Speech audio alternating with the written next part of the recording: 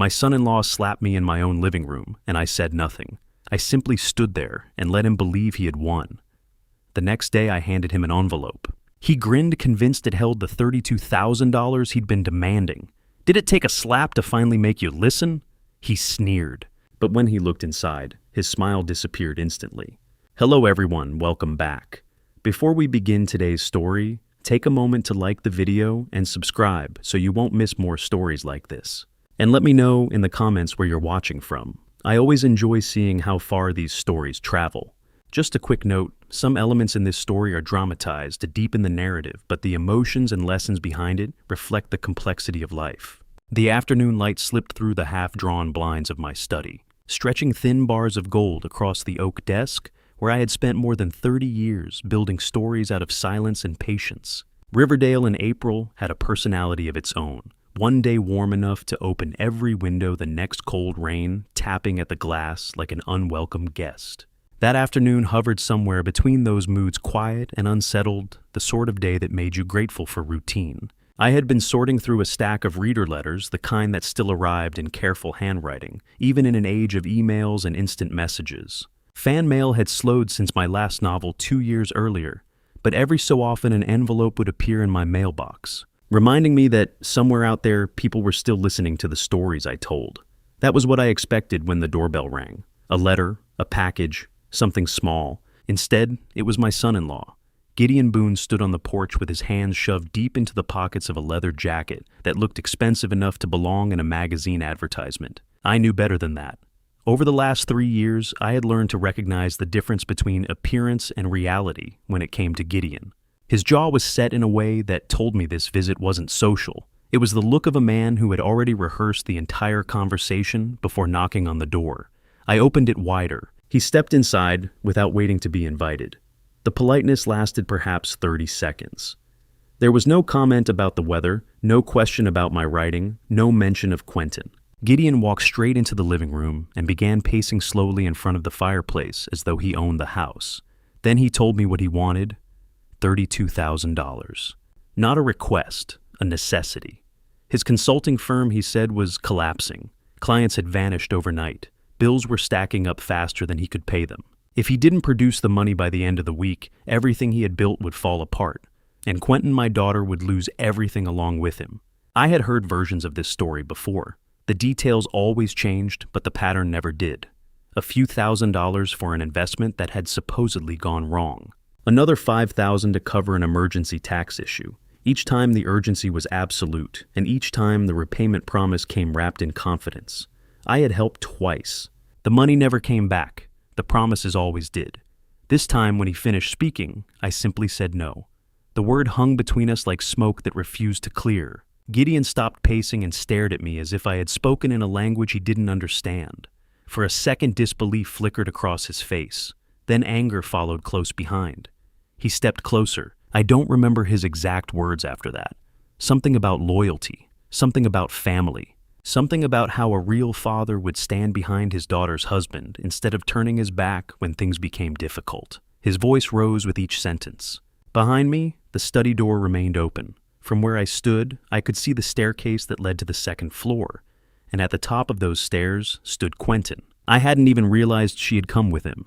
Her hand gripped the railing tightly. She didn't speak. She didn't move. She simply watched. I looked at her, hoping maybe foolishly that she would say something. Anything. That she would tell Gideon he was going too far, that she would acknowledge how unreasonable his demands sounded. But she stayed silent. That silence changed everything. Gideon noticed where my eyes had gone. Something shifted in his expression, something darker and colder. Then his hand came up. The slap was quick, not theatrical, not exaggerated, just fast enough that I barely saw it coming. The sound cracked through the room like a snapped branch.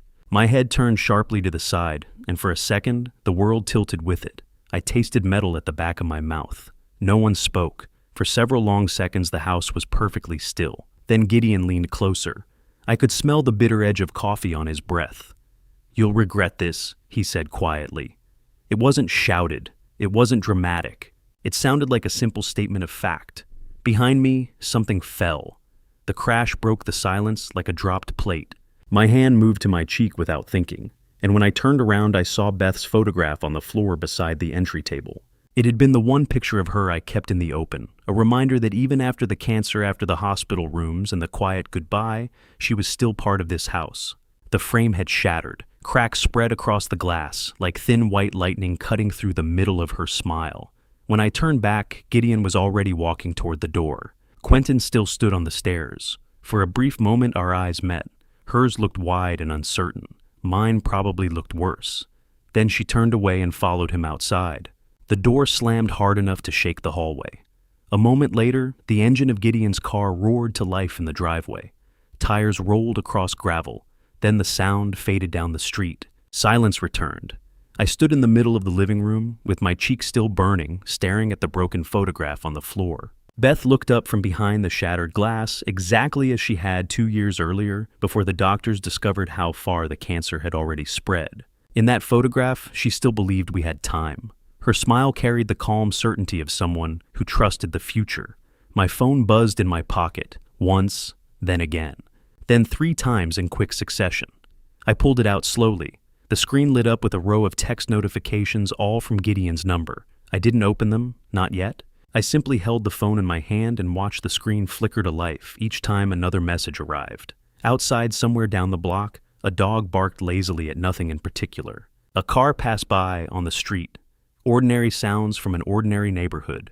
Yet the house around me felt different now, colder somehow, as if the air itself had shifted. I knelt carefully beside the broken frame and lifted it from the floor. A shard of glass slid loose and nicked my finger before falling away. A thin red line appeared across Beth's cheek in the photograph. $32,000, a slap, a broken picture frame, and my daughter standing motionless on the stairs. The phone buzzed again in my other hand, then again. 7 messages, then 8. I placed the damaged frame back on the table without removing the broken glass and stared down at it. Beth's eyes seemed to look past me, toward something farther away, somewhere beyond the quiet walls of the house. For the first time since she died, I realized I had no idea what she would tell me to do. The phone continued vibrating against my palm, each buzz sharp and insistent. I didn't respond that night. Instead, I remained where I was standing in the fading light of the living room, holding Beth's shattered photograph, while the phone gradually fell silent in my hand.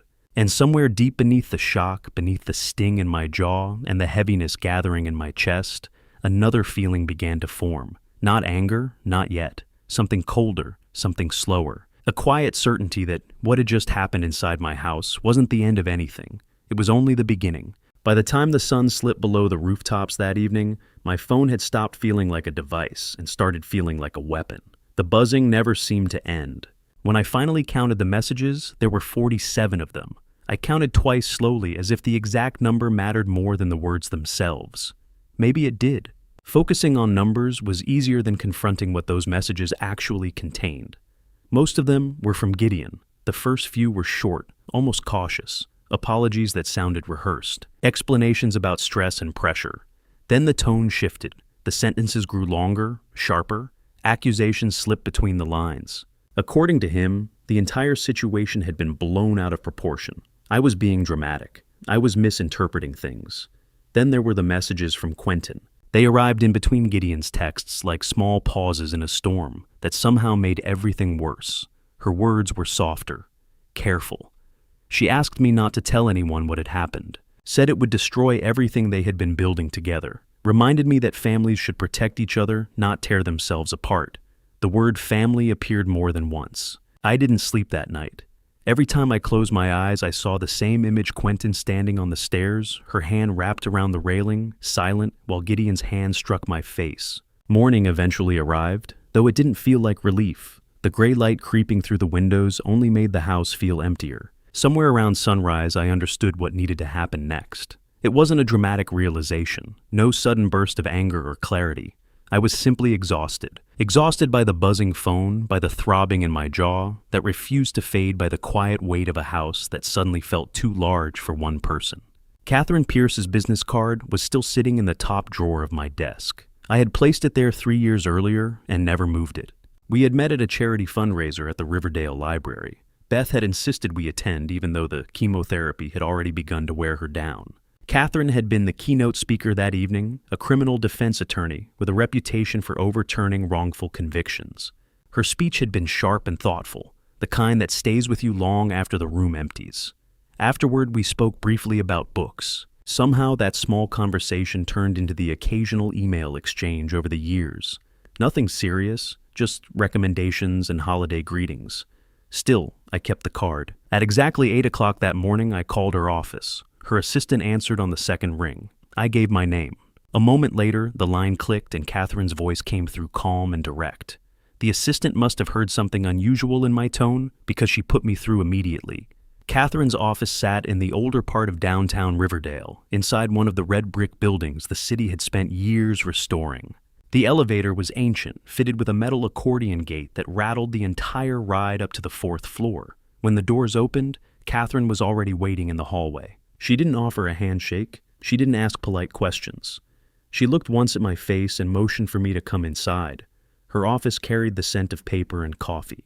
The desk in the center of the room was a massive piece of dark mahogany nearly hidden beneath stacks of case files and yellow legal pads filled with her compact handwriting. Without asking, she poured a cup of coffee and slid it toward me before sitting down. I told her everything: the doorbell, Gideon standing on the porch, the demand for money, my refusal, the slap, the broken frame. My voice stayed steady through the entire story, which surprised me. It felt strangely detached, as if I were describing an event that had happened to someone else. Catherine never interrupted. Her pen moved steadily across a legal pad, capturing details as I spoke. When I finished, she placed the pen down and studied me for a moment. "Did anyone witness this?" she asked. I hesitated. "My daughter," I said. She was on the stairs. Catherine's expression remained calm, but a faint shift passed through her eyes. "Will she confirm your account?"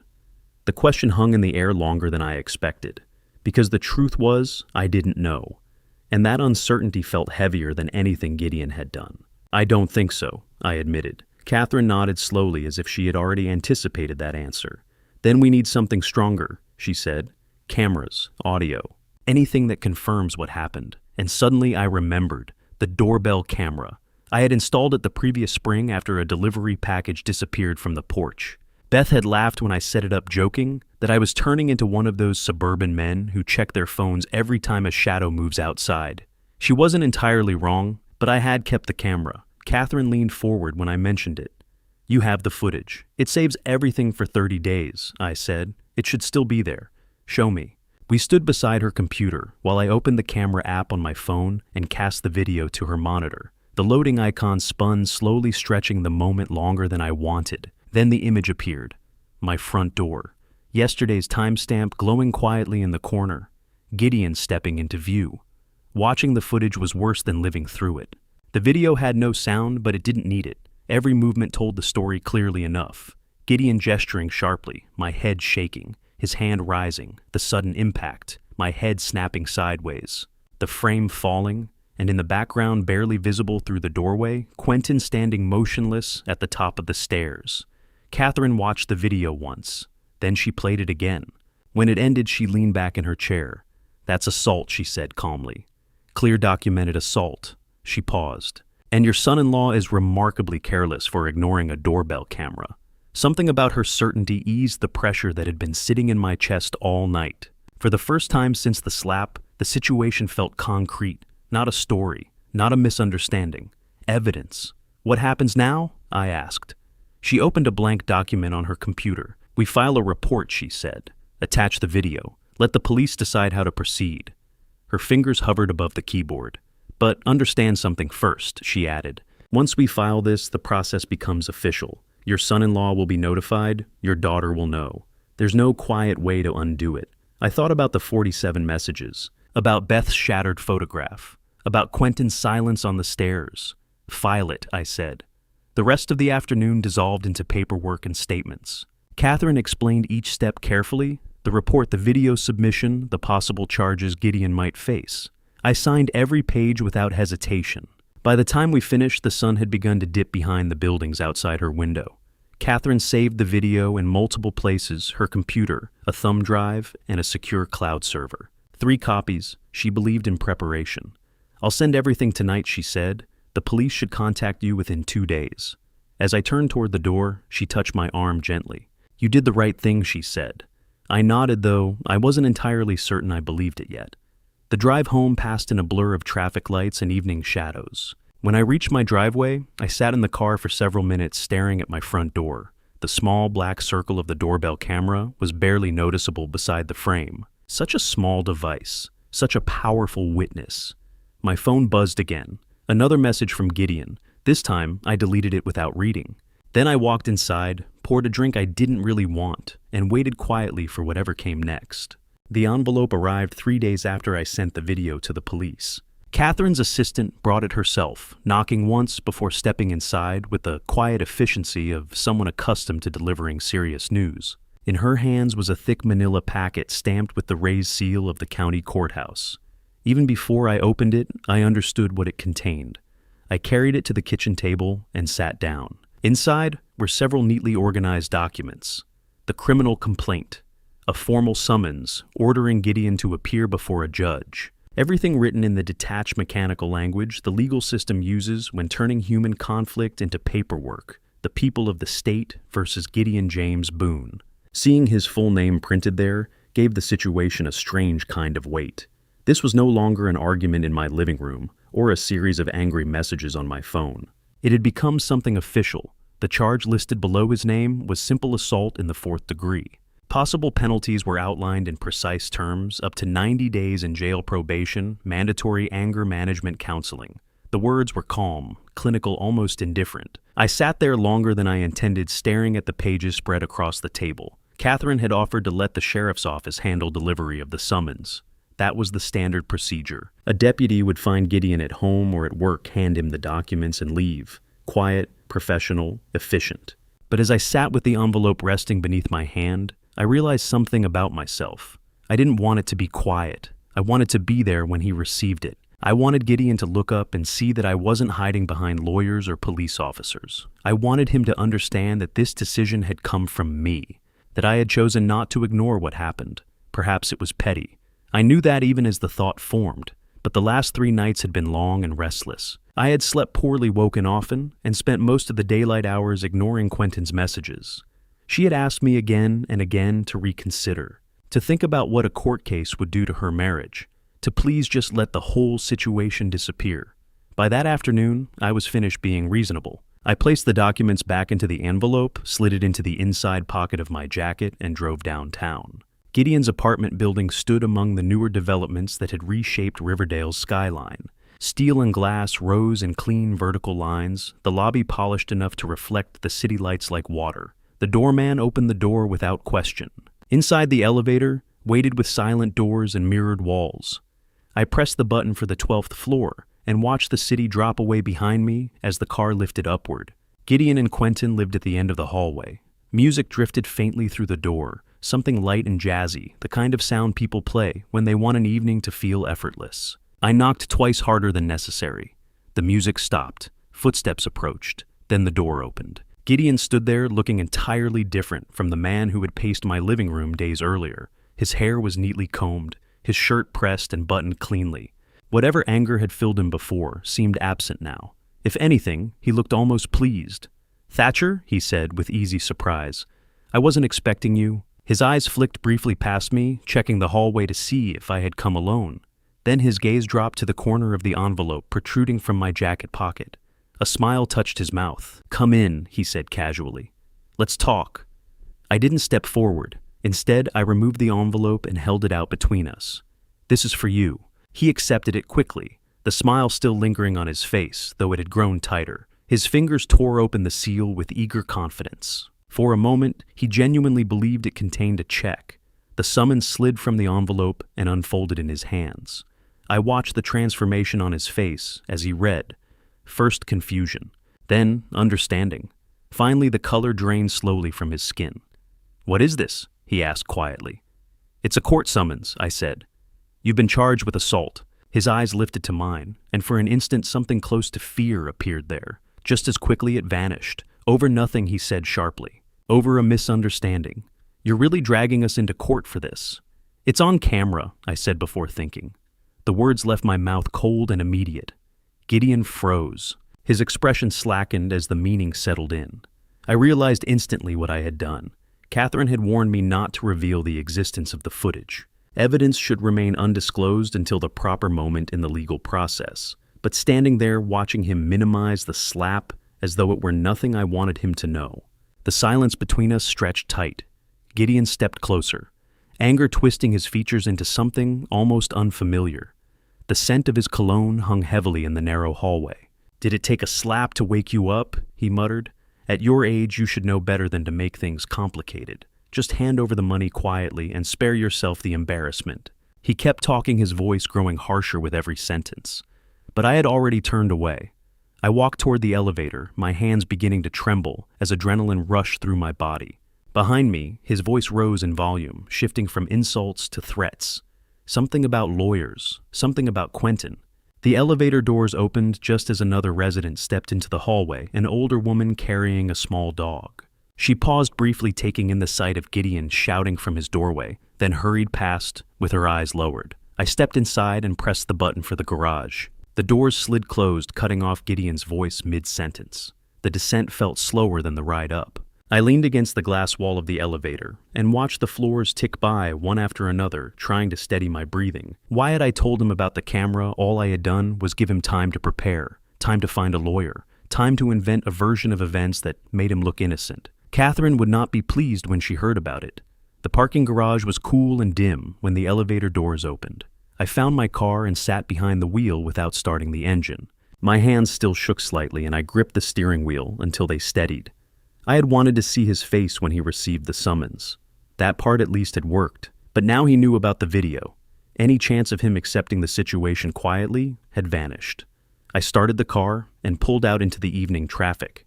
The drive home felt longer than usual, every red light giving my mind another opportunity to replay the conversation. The confusion on Gideon's face, the shift when I mentioned the camera, my own brief satisfaction in catching him off guard. By the time I reached my driveway, that satisfaction had dissolved into something duller, regret, or perhaps just exhaustion. My phone buzzed, a message from Catherine. "Summons delivered," I typed a simple reply. Yes, I didn't explain the rest. Not yet. Maybe not ever. I stepped out of the car and walked inside the house, closing the door behind me, a little harder than necessary. The silence inside felt heavier than before. I stood in the entryway for a long moment, looking toward the small table where Beth's photograph used to sit. If she had been there, she probably would have told me exactly what I had done wrong, that I had allowed pride to override strategy, that I should have trusted the process instead of trying to prove a point. She would have been right. Quentin's message arrived on a quiet Tuesday morning, 10 days after I had handed Gideon the summons. The text was brief and strangely formal, written in the tone someone might use with a business associate rather than a parent. "Can we meet today if possible? The coffee place on Maple." There was no greeting, no explanation, no attempt at warmth, just the request sharp and efficient. For a moment I considered refusing. My first instinct was to tell her that if she wanted to talk, she could come to the house instead. She could sit in the same living room where her husband had struck me and explain face to face why any of this should simply disappear. But something in the clipped simplicity of the message made me hesitate. Instead, I typed back 2 words. 2 o'clock. The cafe on Maple Street was the kind of place designed to look effortlessly modern. Exposed brick walls, industrial light fixtures with Edison bulbs glowing softly overhead. A chalkboard menu written in looping cursive advertising drinks with names I couldn't pronounce.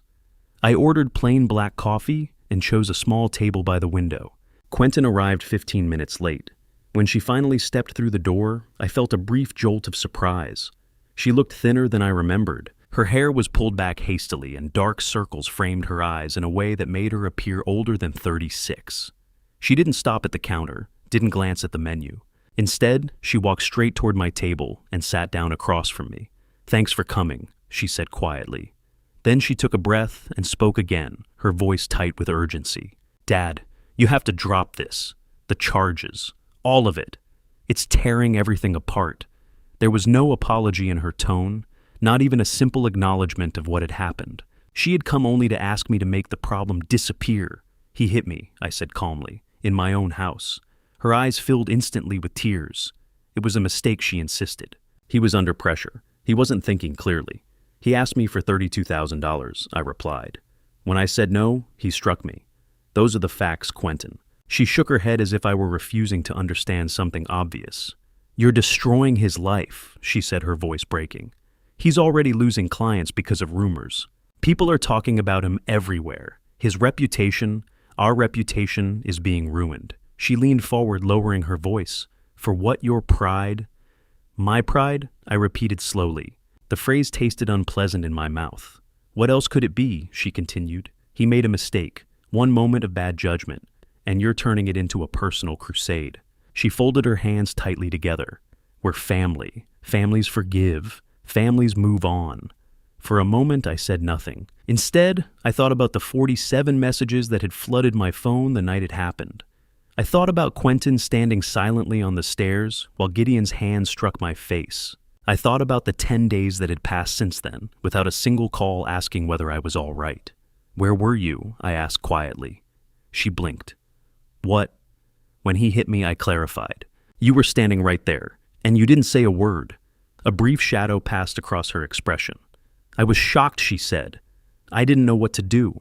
You knew enough to leave with him, I said. And you knew enough to text me later, telling me to stay quiet. I was trying to protect our family. No, I replied firmly. You were protecting him. Those are two very different things. Her face hardened almost instantly. The tears vanished as quickly as they had appeared, leaving behind something colder. So, that's it, she said. You're really going through with this? Yes. She pushed her chair back so abruptly it scraped loudly against the floor. Fine, she snapped, but don't expect me to be there when everything collapses. Don't expect me to help you clean up the damage when you finally realize what you've done. She turned and walked toward the door without another word. Through the cafe window, I watched her cross the street and climb into Gideon's car. The vehicle accelerated away quickly, tires squealing faintly as it turned the corner. I remained at the table long after she was gone, my coffee untouched and growing cold. The messages started again that evening, all of them from Gideon. They were longer now, sharper. The apologetic tone had disappeared, completely replaced by anger and threats. He accused me of harassment, of defamation, claimed that I had crossed a line and that his attorneys were already preparing a response. One message mentioned the video directly. He promised his lawyers would dismantle it. I stopped reading after the fifth text. Around 8 o'clock, my phone rang again, this time with a familiar name appearing on the screen. Gerald, my literary agent. We had worked together for nearly 2 decades. He was usually enthusiastic, talkative, full of ideas about marketing or book tours. Tonight, his voice sounded cautious. Thatcher, he said slowly. I've been hearing some chatter online. A few posts on a local forum about you and your son-in-law. A cold knot tightened in my stomach. What kind of chatter? Nothing specific, Gerald said carefully. Just speculation. People saying there's some kind of dispute, that you've made accusations against him. He hesitated before continuing. Is it true? Did something actually happen? Yes, I said plainly. He assaulted me. I have video proof. I've filed charges. Silence followed. It stretched long enough that I checked the phone screen to make sure the call hadn't dropped. Look, Gerald said eventually, I'm not questioning you, but you know how this might look to outsiders, right? A father-in-law going after his daughter's husband in court. People will assume it's just family drama. He hit me, I repeated. I believe you, Gerald said quickly, though. His tone lacked conviction. I'm only suggesting you think carefully about whether pursuing this is worth the fallout. The fallout. As if I were responsible for creating the problem. The conversation ended soon after that with polite but hollow goodbyes. I poured myself a glass of bourbon, then another. Later, I found myself sitting alone in my study with the lights off. Beth's photograph rested on my desk, the glass finally replaced. She smiled out from a picture taken 5 years earlier, long before the doctors had spoken the word cancer. At some point, I must have fallen asleep in the chair. When I woke, pale morning light filtered through the blinds. My neck ached from the awkward angle. I reached for my phone to check the time. 7:30, Wednesday morning. 3 new emails waited in my inbox. 2 were obvious spam. The third came from an address I didn't recognize. owen.fletcher.1981@gmail.com. The subject line was empty. The message itself contained only 2 sentences. Gideon Boone owes me $65,000 from 3 years ago. I have proof. Do you want to talk? I read it twice. Then once more. The name meant nothing to me, but the number did. $65,000. I thought about the $32,000 Gideon had demanded from me. I thought about Quentin insisting he was simply under pressure. I thought about the luxury apartment and the expensive car parked outside the cafe. This wasn't a temporary crisis. It was a pattern. I glanced at Beth's photograph again. Her expression seemed to carry that familiar look she used whenever I hesitated too long over a decision, eyebrows slightly raised, mouth pressed thin. The look that asked a simple question. Well, I picked up the phone and began typing a reply. Yes, let's talk. I arrived at the restaurant 20 minutes early, a habit Beth used to tease me about whenever we went anywhere together. She would say that if we ever showed up exactly on time, it would mean the world had quietly ended. The place was called The Crossroads, a small diner wedged into a strip mall at the edge of town. Nothing fancy. Red vinyl booths worn smooth from years of use. Laminated menus that stuck slightly to the table when you lifted them. A waitress who greeted everyone with the same warm, "What can I get you, honey?" whether you were a regular or a stranger passing through. It was exactly the kind of place where two men could sit across from each other and talk about serious things without attracting the slightest attention. I ordered a black coffee and chose a booth near the window where I could watch the parking lot. Owen Fletcher arrived 10 minutes later in a Honda Accord that had clearly lived a long life. The paint had faded unevenly across the hood, and one of the hubcaps was missing.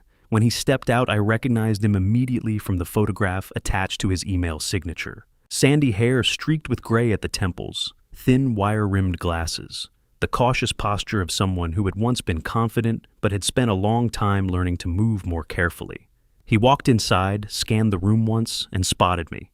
When he slid into the booth across from me, the first thing I noticed was the scar. A thin white line traced the curve of his jaw, beginning beneath his chin and stretching back toward his ear like a faint lightning strike frozen in place. "Thatcher?" he asked, extending his hand across the table. "Owen," I replied, shaking it. His grip was firm, but his palm felt damp. "Thank you for meeting me," he said. "Honestly, I wasn't sure you'd respond to my email. But when I saw your name listed in the police report, public records move fast these days, I thought maybe you needed to know exactly what kind of man you're dealing with." He pulled a worn messenger bag onto the seat beside him and removed a thick manila folder. "I brought documentation," he said, placing it carefully on the table between us. Inside were neatly arranged printouts, emails, bank statements, signed agreements. Every document had colored tabs marking important sections.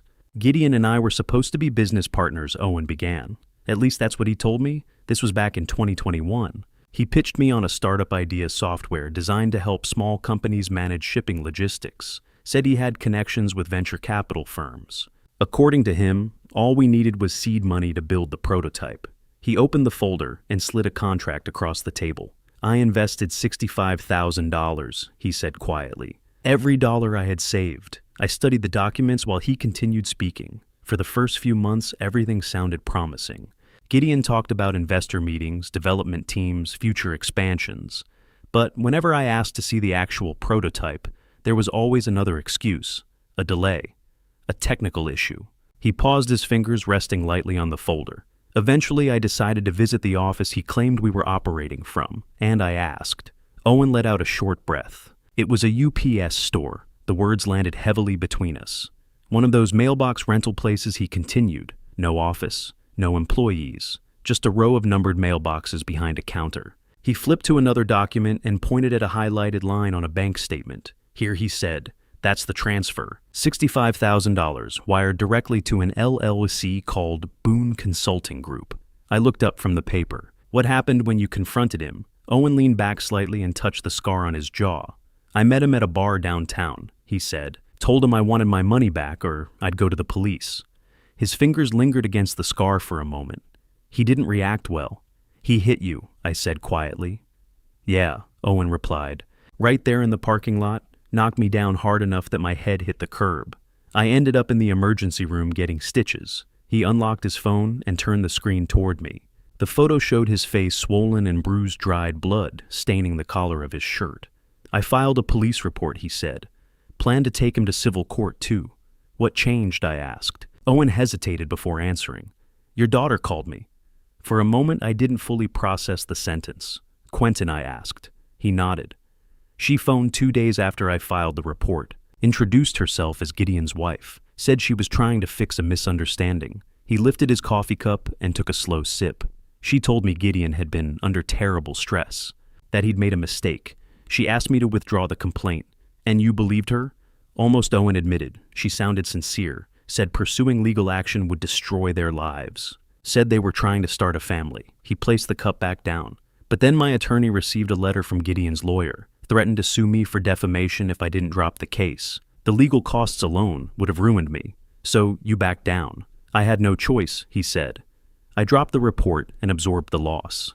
I looked down at the papers spread across the table. So Quentin wasn't just aware of what he was doing, I said slowly. She helped him. Owen met my eyes. That's why I reached out to you, he said. Because this isn't just Gideon acting alone. They operate as a team. The diner suddenly felt too bright, too small. Do you think there are more victims, I asked? Owen nodded. Men like Gideon rarely run just one scheme. They find someone willing to trust them, drain whatever they can, then move on. I thought about the $32,000 Gideon had demanded from me, about the expensive condo and tailored suits. This wasn't desperation, I murmured. It was a system, Owen said. A memory surfaced unexpectedly. Beth's brother Robert once mentioned money problems, I said. And there's a cousin, Margaret Walsh, lives in Arizona. Owen immediately reached for a pen. Do you have their contact information? I can find it. He slid one of his business cards toward me. Reach out, he said. If Gideon approached them too, we might establish a pattern. Once you show a pattern, it becomes much harder for him to claim everything is a misunderstanding. We spoke for another 30 minutes. When we finally stood to leave, Owen placed a hand on my shoulder. Be careful, he said quietly. Men like Gideon become unpredictable when they're cornered. And your daughter, I don't know what influence he has over her, but she's deeply involved. The drive home felt strangely distant, as though the streets had shifted while I wasn't looking. Your daughter called me. The sentence repeated in my mind the entire way. Back in my study, I opened the old address book Beth had insisted we keep. Robert's email address appeared in her careful handwriting. Margaret's was just below it, accompanied by a small note Beth had written in the margin, lovely holiday cards every year. Don't forget to write back. I stared at the page longer than necessary. What would Beth think if she knew what Quentin had become? Had she noticed warning signs I had ignored? Eventually, I opened my laptop. The email to Robert was straightforward, a brief explanation of the assault mention of the criminal charge, and a question about whether Gideon had ever approached him with financial opportunities. The message to Margaret was gentler. I hadn't spoken to her since Beth's funeral. When both messages were finished, I clicked send. Outside the study window, my neighbor trimmed hedges along the property line, while his wife sat on their porch reading a paperback. It looked like any ordinary afternoon. But nothing about my life felt ordinary anymore. My daughter had not simply stood by. She had helped him. The tears in the coffee shop suddenly seemed less like grief and more like performance. My phone vibrated against the desk, a reply from Robert. Just 5 words, call me. We need to talk. I stared at the message for a long moment before reaching for the phone. Margaret's call arrived on a quiet Wednesday afternoon, nearly 3 weeks after Gideon had struck me. Her voice sounded thin and cautious, the way people speak when they're unsure whether the conversation they're about to have will open old wounds. Thatcher, it's Margaret Walsh, Beth's cousin. I received your email. For a moment, I had to search my memory. In the past few weeks, so much had happened that the messages I had sent to Robert, to Margaret, to anyone who might know something about Gideon had begun to blur together. Margaret, I said gently. Thank you for calling. I wish I were calling with better news. She paused, gathering herself. You asked if Gideon ever approached me about money. Yes. The answer is yes. $48,000. I lost every cent. The number struck me like a sudden blow. Another victim. Another carefully constructed lie. I need to talk with you, I said. In person. I want to see whatever documentation you have. She hesitated. Thatcher, I live in Arizona. That's a long trip. I'll leave tonight. There was silence on the line before she answered quietly. All right. And that was exactly what I did. By the time the sun dipped behind the hills outside Riverdale, I had already packed a small bag and pointed the car south toward the interstate. The highway stretched out in front of me like a ribbon disappearing into darkness. The further I drove, the more familiar landscapes faded behind me. The damp green forests of the Pacific Northwest gradually gave way to wide stretches of open land. Pine trees thinned into dry brush. Hills flattened into desert plains. Hour after hour, the road continued. 10 hours in total. Somewhere past the Oregon border, I stopped at a truck stop for coffee. The liquid tasted burnt and bitter, as if the pot had been sitting on the burner since dawn, but it kept me awake. Back on the highway, the night closed in again. There was no moon, only the narrow tunnel of my headlights cutting through the darkness and the occasional flash of another car passing in the opposite direction. Around 2 in the morning, as I crossed into Arizona, something shifted inside my chest. The anger that had driven me since the slap was no longer there. In its place was something colder and steadier, a kind of clarity that only comes after hours alone on the road, when the mind begins stripping away every distraction until only the truth remains. Gideon hadn't just hurt me. He had built a system, a deliberate pattern of lies and manipulation. And somewhere within that pattern was Beth. I arrived at Margaret's home late the following morning. The Arizona sun had already begun its slow climb toward the kind of heat that made the air shimmer above the pavement. She lived in a retirement community, rows of neat tan stucco houses, each with small desert gardens and identical mailboxes. Margaret opened the door before I could knock a second time. She was older than I remembered, perhaps 70. Her gray hair was tied neatly at the back of her head, and reading glasses hung from a thin chain around her neck. For a brief moment, the sight of her stopped me cold. She had Beth's eyes, the same soft shade of hazel. "You look exhausted," she said kindly. "Come inside. I'll make some tea." Her living room was tidy and comfortable. Family photographs sat on nearly every surface. On the mantel above the fireplace was one picture that made my chest tighten instantly. Beth, younger, smiling brightly at some long-forgotten family gathering. Margaret returned from the kitchen, carrying 2 delicate teacups, and placed them carefully on the table between us. Then she reached down beside her chair and lifted a cardboard storage box. I kept everything she said quietly. My daughter thought I was being paranoid. She said I should just let the whole thing go. But something about it never felt right. Inside the box were neatly arranged folders, contracts, printed emails, bank statements. Every document had been organized with meticulous care. Gideon approached me in 2022, she explained. He introduced himself as a financial consultant who specialized in helping small investors get early access to emerging companies. She handed me a glossy document. This was the opportunity he showed me, a medical device company developing monitoring equipment for diabetes patients. According to him, the company was preparing for an initial public offering. The prospectus looked convincing: professional graphics growth, projections, testimonials from supposed investors. He told me Beth had recommended me. Margaret continued, said she believed I was smart with money and would recognize a good opportunity. My throat tightened. He said Beth recommended you. That's what he told me, and I believed it. Beth was family. Why would her son-in-law lie about something like that? She folded her hands together. I gave him $48,000, money from a certificate of deposit that had just matured. My husband left it for me when he passed away. She looked down at the documents. 6 months later, I tried to check on the investment. The company didn't exist. The prospectus was fake. Every single detail had been fabricated. Before I could respond, my phone began ringing. Robert Brennan. I answered and switched the call to speaker. "Thatcher?" Robert said immediately. "I saw your email, and yeah, Gideon got me too." Margaret looked at me quietly as he continued. $38,000, Robert said, about a year ago. He claimed he was expanding his consulting firm and needed investors. Showed me a business plan with projected revenue. I believed it. "Did he ever repay you?" I asked. "Not a cent." When I started pressing him for updates, he said the business had hit complications. Eventually, he stopped returning my calls. I glanced at Margaret. "I'm sitting here with Margaret Walsh," I said. "Gideon took $48,000 from her, and there are others already." Robert exhaled slowly. "Jesus. How many people has he done this to?" Margaret cleared her throat gently. "There's something else," she said. "Something about Beth." The room seemed to tilt slightly. "Beth gave Gideon money too," Margaret said quietly. "I didn't realize it until after she passed." "Robert, when you were handling her estate, did you notice any unusual withdrawals?" Through the phone, Robert's breathing changed. "There was a transfer," he admitted slowly, "a large one. I remember asking Gideon about it at the funeral. He told me Beth had loaned him the money for a business venture, said he would repay it when things stabilized." My hands tightened around the teacup. "She never told me," I said softly. "She was going through chemotherapy, fighting for her life, and she never said a word." Margaret reached across the table and touched my hand.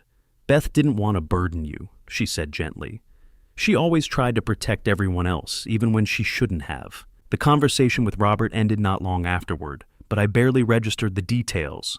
I simply sat there in Margaret's quiet living room, surrounded by documents that told the story of Gideon's deception, staring at Beth's photograph on the mantel. She had known she was dying, and Gideon had still taken money from her. When I finally stood to leave, the afternoon sun had softened into a warm orange glow. Margaret walked me to the door and gripped my arm with surprising strength. "Make him answer for this," she said. "For all of us. For Beth, most of all. I will." The drive back north felt even longer than the journey south. Sometime after midnight, I pulled into a deserted rest stop and stepped out of the car. The desert air was cool, and above me the sky was filled with more stars than I had ever seen in the city. Beth should have been here beside me. She should have had years left.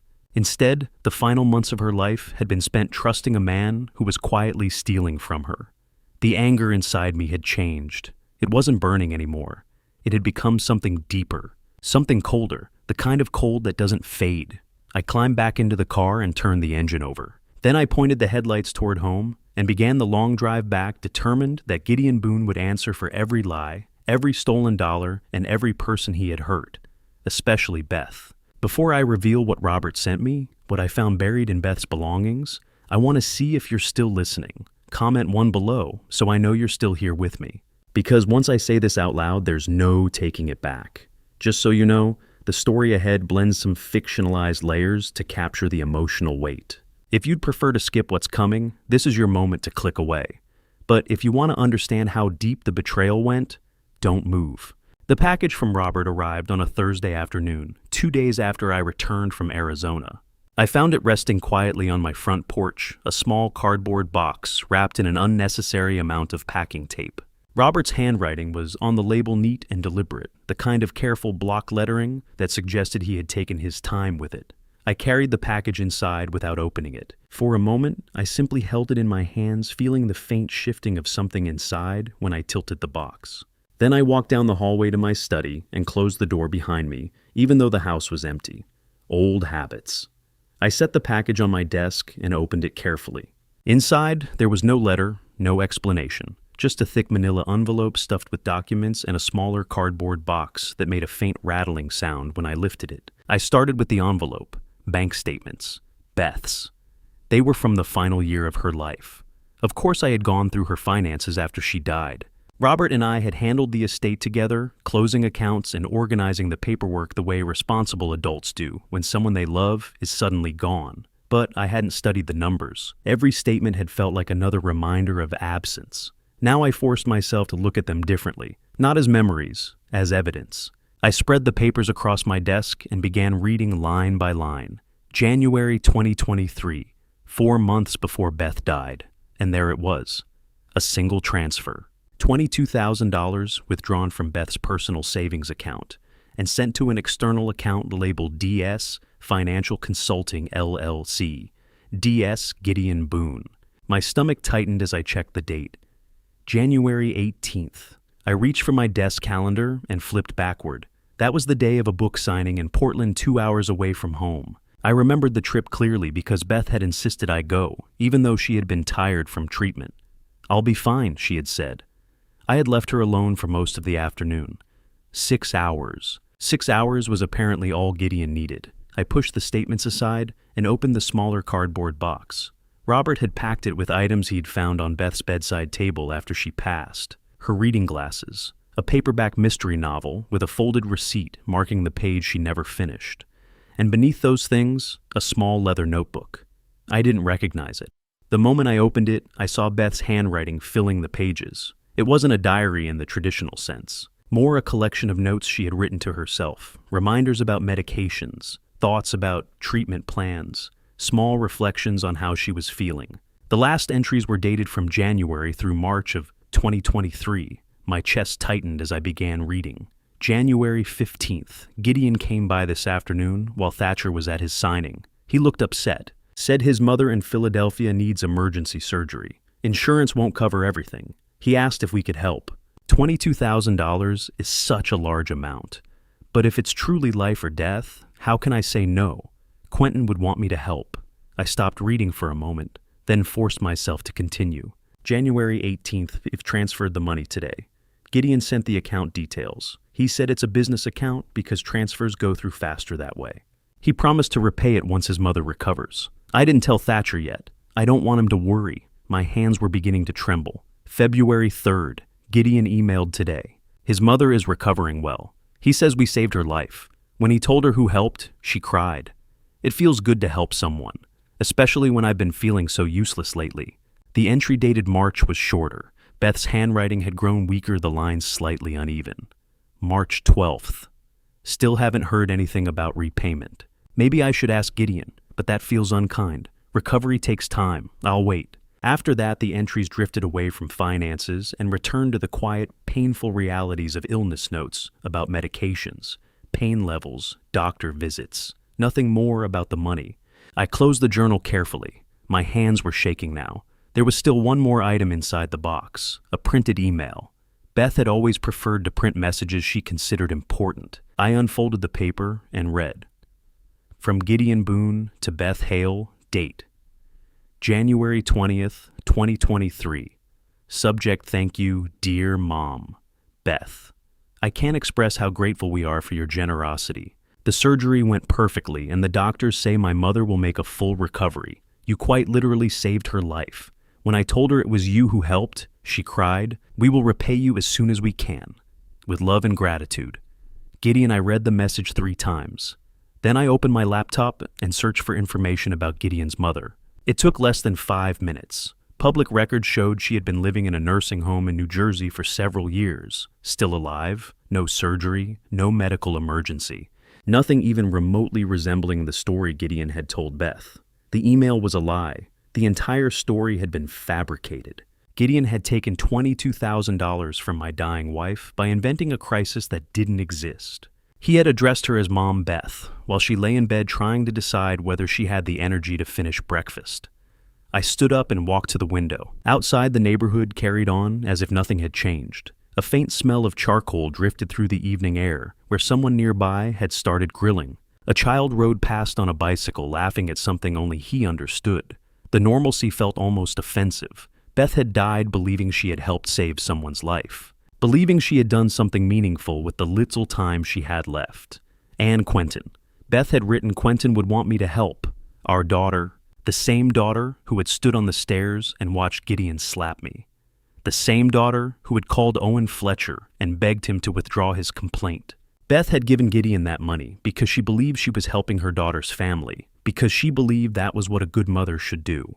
I returned to the desk and looked again at the list I had written on a yellow notepad. Owen Fletcher, $65,000. Margaret Walsh, $48,000. Robert Brennan, $38,000. Beth Hale, $22,000. And then there was my own name. The $28,000 I had loaned Gideon and Quentin over the years, always with promises, never with repayment. I wrote the final number slowly. Total $201,000. $201,000. That was the amount Gideon Boone had taken. Not from strangers, from family, from people who trusted him. I sank into the chair behind my desk. Beth's journal lay open in front of me, the page still showing her hopeful words. That feels good. To help. To still be useful. She had wanted to feel useful, and Gideon had used that. Outside, the sky darkened gradually until the room was lit only by the fading glow of evening. I didn't turn on the lights. Instead, I sat in silence, surrounded by Beth's papers spread across the desk, like evidence from a crime scene. Gideon hadn't just stolen money. He had stolen something far worse. He had stolen Beth's peace, her final months, the comfort of believing she had done something good for someone else. Tomorrow, I would call Catherine. I would give her every document, every record, every piece of proof, and I would make certain that Gideon's theft from Beth became part of the official case against him. But that night, I did nothing. I simply sat in the dark with my wife's journal in my hands and allowed myself to fully understand what Gideon Boone had taken from her, from me, from all of us. Nina Castellano called on a Friday morning, exactly 1 week after the evening I had sat alone in my study reading Beth's journal. Her voice was calm and professional, the tone of someone used to speaking with strangers about difficult things. Mr. Hale, my name is Nina Castellano. I'm an investigative reporter with the Riverdale Tribune. Owen Fletcher gave me your number. He said you might have a story worth hearing. I wasn't surprised. Catherine had warned me that cases like this sometimes drew media attention. In fact, she had even suggested it might help. Public scrutiny could make it harder for Gideon to shape the narrative in his favor. "Where are you right now?" I asked. "At my office. How quickly could you get here?" There was a brief pause. 2 hours, she said. That works? She arrived almost exactly on time, mid-30s maybe. Dark hair pulled back into a tight ponytail. She carried a battered messenger bag that looked like it had survived several years of hard travel and late nights in newsrooms. I offered her coffee. She declined politely. Instead, she set a small digital recorder on the table, pressed the record button, opened a notebook, and went straight to the point. Owen told me about the $65,000, she said. He also mentioned there might be additional victims. How many people are involved? I had prepared for this conversation. The night before, I had organized every piece of evidence into neat folders across the dining room table. The doorbell camera footage, Owen Fletcher's contracts and bank transfers, Margaret Walsh's fake IPO prospectus, Robert's signed loan agreement, Beth's bank statements showing the transfer to Gideon's company, her journal, the printed email Gideon had sent thanking her for saving his mother's life. Nina worked through each item slowly and methodically. She rarely interrupted, but when she did, her questions were precise. She photographed certain documents with her phone, jotted notes rapidly in the margins of her notebook. Occasionally, she asked me to clarify dates or confirm amounts. "And your daughter?" she asked eventually without lifting her eyes from Beth's journal. The question settled heavily in the room. Where does she fit into this? I had been expecting it, but it still felt like swallowing broken glass. "She's his wife," I said quietly. "And based on what Owen told you, she's been helping him, calling people he owes money to, convincing them not to pursue legal action." Nina's pen paused above the page. "You realize," she said carefully, "that could implicate her as an accessory." "Yes," I said. "That can't be easy." I gave a tired half smile. None of this is easy. The interview lasted nearly 3 hours. By the time Nina packed her recorder and notebook back into her bag, the late afternoon sun had shifted across the room. "I'll need to verify some of this independently," she said as she stood. "Bank records, corporate filings, Gideon's licensing status.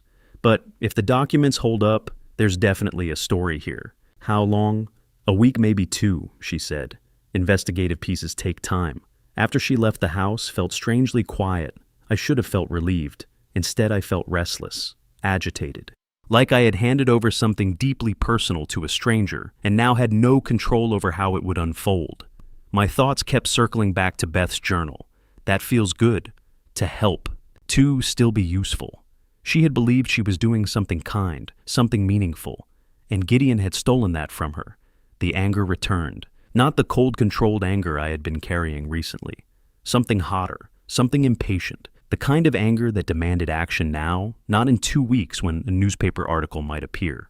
I opened my laptop, logged into the social media account I almost never used, and I started typing. The words came faster than I could think about them. I wrote everything. The slap, the camera footage, Owen's scar, Margaret's life savings, Robert's trust, Beth's journal entries, the fake story about Gideon's mother, the $22,000 he had taken from a woman dying of cancer who simply wanted to help. I wrote Gideon's full name, mentioned his financial consulting business, explained how long he had been running this pattern. I even wrote about Quentin, not everything, but enough, that she was my daughter, that she had watched him strike me, that I no longer knew who she had become. The post grew longer and longer. I didn't edit it, didn't stop to reconsider. When I finished, I hit share. The reaction was immediate. Within an hour, the post had been shared dozens of times. Within 2 hours, it had spread even further. Comments poured in. Anger. Support. Strangers telling stories of scams they had experienced themselves. Someone located Gideon's business website and left a public review. Another person suggested filing complaints with the State Financial Regulatory Board. For a moment, it felt good, like Beth's story was finally being heard. Then my phone rang. "Catherine, tell me," she said immediately, her voice tight with controlled frustration, "that you did not just post what I think you posted on social media." I hesitated. "Thatcher," she said, "what were you thinking I just wanted people to know? You just handed Gideon's lawyers a perfectly wrapped defense strategy." She cut in sharply. Every word of that post can now be used to argue that you're conducting a harassment campaign. My email notification chimed. A new message appeared in my inbox. Subject line, cease and desist. Urgent. I opened it. 3 dense paragraphs from a downtown law firm. The message was simple. Remove the post within 48 hours and issue a public apology, or face a civil defamation lawsuit seeking damages of $500,000, Thatcher Catherine said. Are you still there? They're threatening to sue me, I said slowly. $500,000, she sighed heavily. Of course they are. It's a standard intimidation tactic. They'll claim you damaged his professional reputation. It might not succeed in court, but defending against it could cost you tens of thousands. I stared at the deadline in the email. 48 hours. I can't take the post down, I said quietly. Thatcher. It's already been shared hundreds of times. Screenshots exist. Removing it now won't change anything. I looked across the room at Beth's photograph. And everything I wrote is true. That's not how defamation law works, Catherine said more gently now. The issue isn't whether you believe it's true. The issue is whether you can prove it in court. And you've just given Gideon's legal team a preview of every piece of evidence we have. I rubbed my forehead. So, I made a mistake. Yes, she said bluntly. You did. Just like you made a mistake telling Gideon about the camera footage. You let emotion override strategy. She wasn't wrong. I had done exactly what I always did. Acted first, thought later. What should I do now? I asked. For the moment, nothing she said. Don't respond to the cease and desist. Don't delete the post. Don't argue with anyone online. I'll respond to their lawyers. She paused. But, Thatcher, no more public statements. Not on social media, not to friends, not to anyone except Nina if she has follow-up questions. Understood. Yes, I'm serious, she added. One more impulsive move, and this case becomes much harder to win. After we hung up, I sat staring at the open laptop screen. The post was still spreading. Hundreds of comments now. People tagging reporters, demanding accountability. Everything I had wanted, and exactly what I should never have done. I closed the laptop slowly. The cease and desist email remained open on my phone. 48 hours. Outside evening shadows stretched across the yard. Inside, exhaustion settled over me like dust. No matter how many correct decisions I made afterward, I had the uneasy feeling I would always be trying to catch up to my own mistakes. My phone buzzed again. Another notification. Another comment. I turned the phone face down on the desk and sat in the silence, wondering what Beth would have said about what I had just done, and deep down, I already knew. She would have said the same thing Catherine had, that once again I had allowed my anger to outrun my judgment. The article went live on a Tuesday morning exactly 1 week after my ill-considered social media post. I didn't discover it by browsing the news. My phone began buzzing relentlessly before I had even finished pouring my first cup of coffee. A text from Owen appeared first. Just a link. And 3 words. She did it. I tapped the link. The Riverdale Tribune homepage opened instantly, and there it was, front and center, impossible to miss. The perfect son-in-law. A financial advisor's web of family betrayal. Below the headline was Nina Castellanos' byline. Below that was a photograph of Gideon, a polished professional headshot. Expensive suit. Calm expression. The kind of confident smile designed to reassure nervous investors that their money was safe in his hands. It was the exact image he had built his entire life around. I read the article standing in my kitchen while the coffee on the counter slowly cooled. Nina had done exactly what she promised. The article was meticulous, thorough, relentless in its quiet presentation of facts. She had interviewed Owen Fletcher, Margaret Walsh, and Robert Brennan. She had verified the transfers through bank records and cross-checked the contracts Gideon had used to convince them to invest. She traced DS Financial Consulting through a network of shell companies that existed mostly on paper. She had even contacted the State Financial Regulatory Board. Their response was included halfway through the article confirmation that they had received multiple complaints about Gideon's business practices over the past 3 years. But the paragraph that made my chest tighten was the one about Beth. Nina handled it carefully, respectfully. She wrote about Beth's journal entry, the one describing Gideon's visit while I was away at a book signing. She included the fake email Gideon had sent, thanking Beth for saving his mother's life. She mentioned the $22,000 transfer made just 4 months before Beth died. Then she revealed the truth. Public records showed Gideon's mother had never undergone emergency surgery. In fact, she had been living quietly in a nursing home in New Jersey, with no record of the medical crisis Gideon described. The lie was laid bare without commentary. It didn't need commentary. The facts alone were devastating. Nina concluded with the numbers. More than $200,000 taken, 5 confirmed victims. A pattern of deception spanning at least 3 years. My phone buzzed again, then again. Notifications multiplied as the article began spreading across social media. Within an hour, it had been picked up by regional news aggregators. By late morning, a national cable news website had reposted it under a slightly different headline. The comment sections filled quickly. Outrage, support. Calls for Gideon's professional license to be revoked. People demanding criminal prosecution. For several hours, I allowed myself to believe that maybe, just maybe, the truth had finally reached the daylight in a way Gideon couldn't manipulate or suppress. By noon, the story had spread far beyond Riverdale. By early afternoon, Gideon's lawyers responded. The update appeared as a new paragraph appended to Nina's article. Gideon Boone had filed a defamation lawsuit seeking $500,000 in damages, not just against me, against the Tribune as well. And there was more. His attorneys had filed a motion requesting the criminal trial be delayed. Their argument claimed the intense media attention made it impossible for Gideon to receive a fair trial. I immediately called Catherine. I saw the filing, she said, before I could finish explaining. What happens now? The motion to delay is nonsense, she said. The judge will see through that. But there's another detail you should be aware of. What they're requesting a subpoena for your daughter. My stomach tightened. Why they claim she can testify that you've been orchestrating a harassment campaign against Gideon. The kitchen suddenly felt smaller. Quentin wouldn't do that. Catherine didn't answer right away. Wouldn't she? She finally said. I had no response. Later that afternoon, an email from Quentin arrived. The subject line was simple. Are you happy now I opened it? Dad? I was placed on administrative leave today, pending investigation into my association with an ongoing fraud case.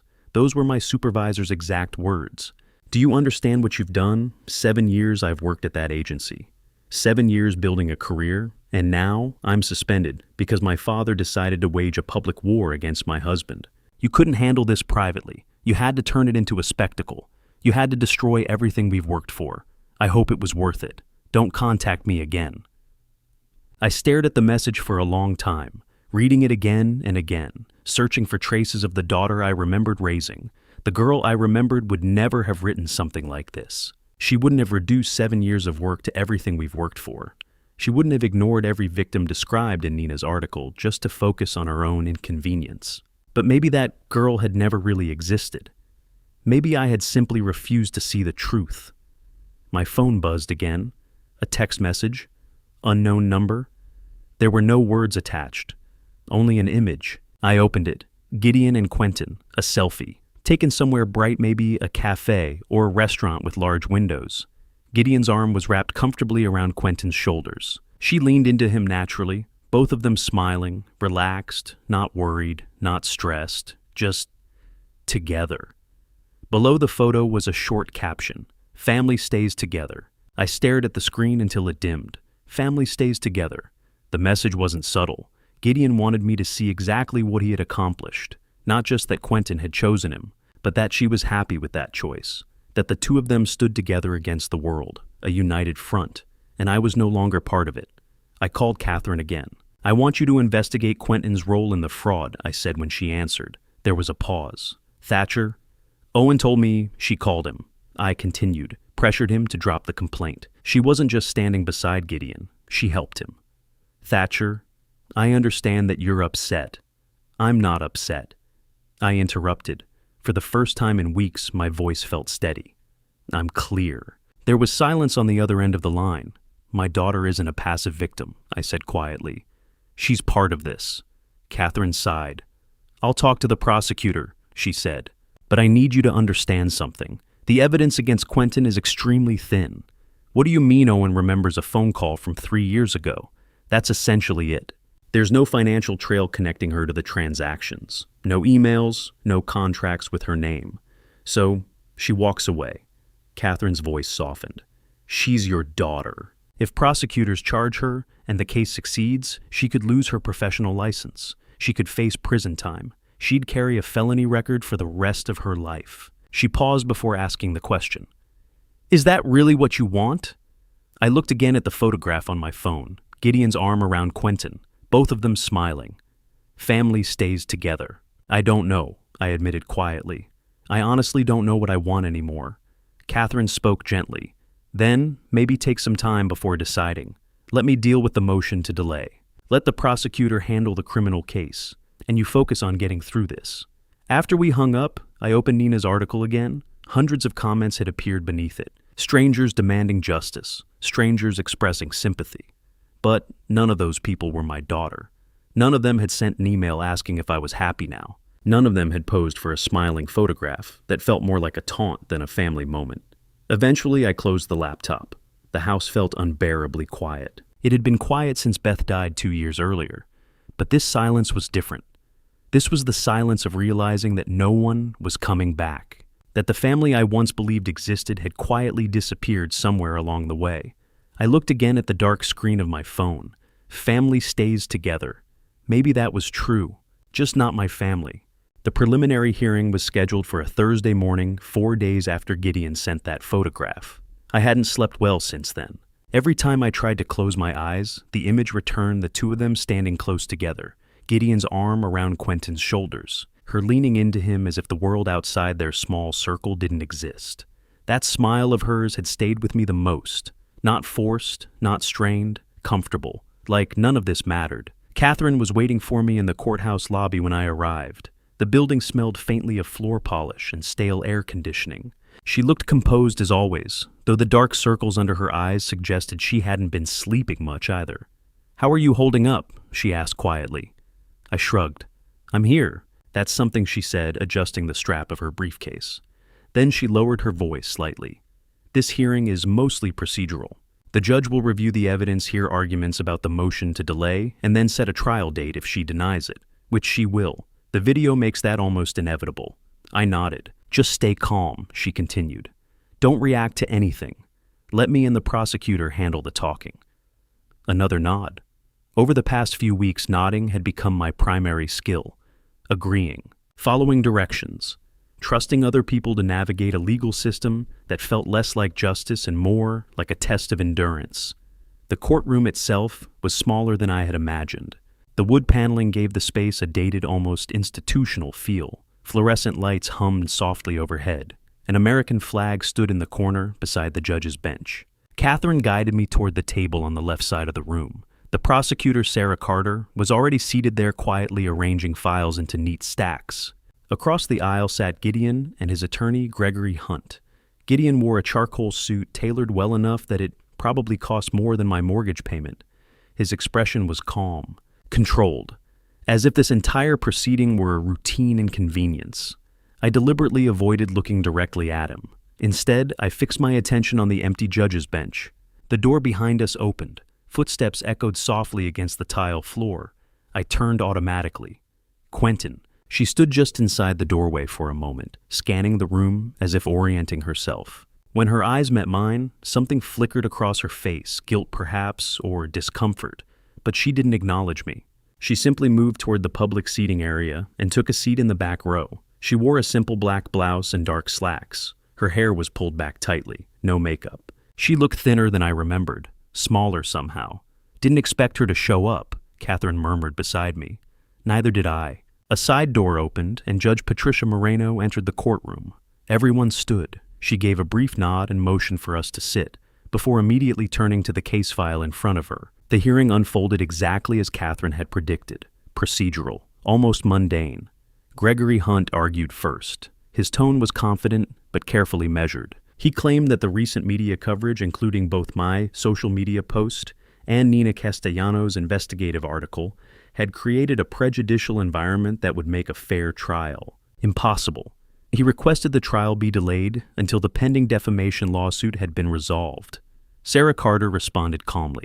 She didn't argue emotionally. She simply requested that the courtroom monitor display the video evidence. The footage appeared on the screen. My living room, Gideon stepping forward, my head snapping sharply to the side.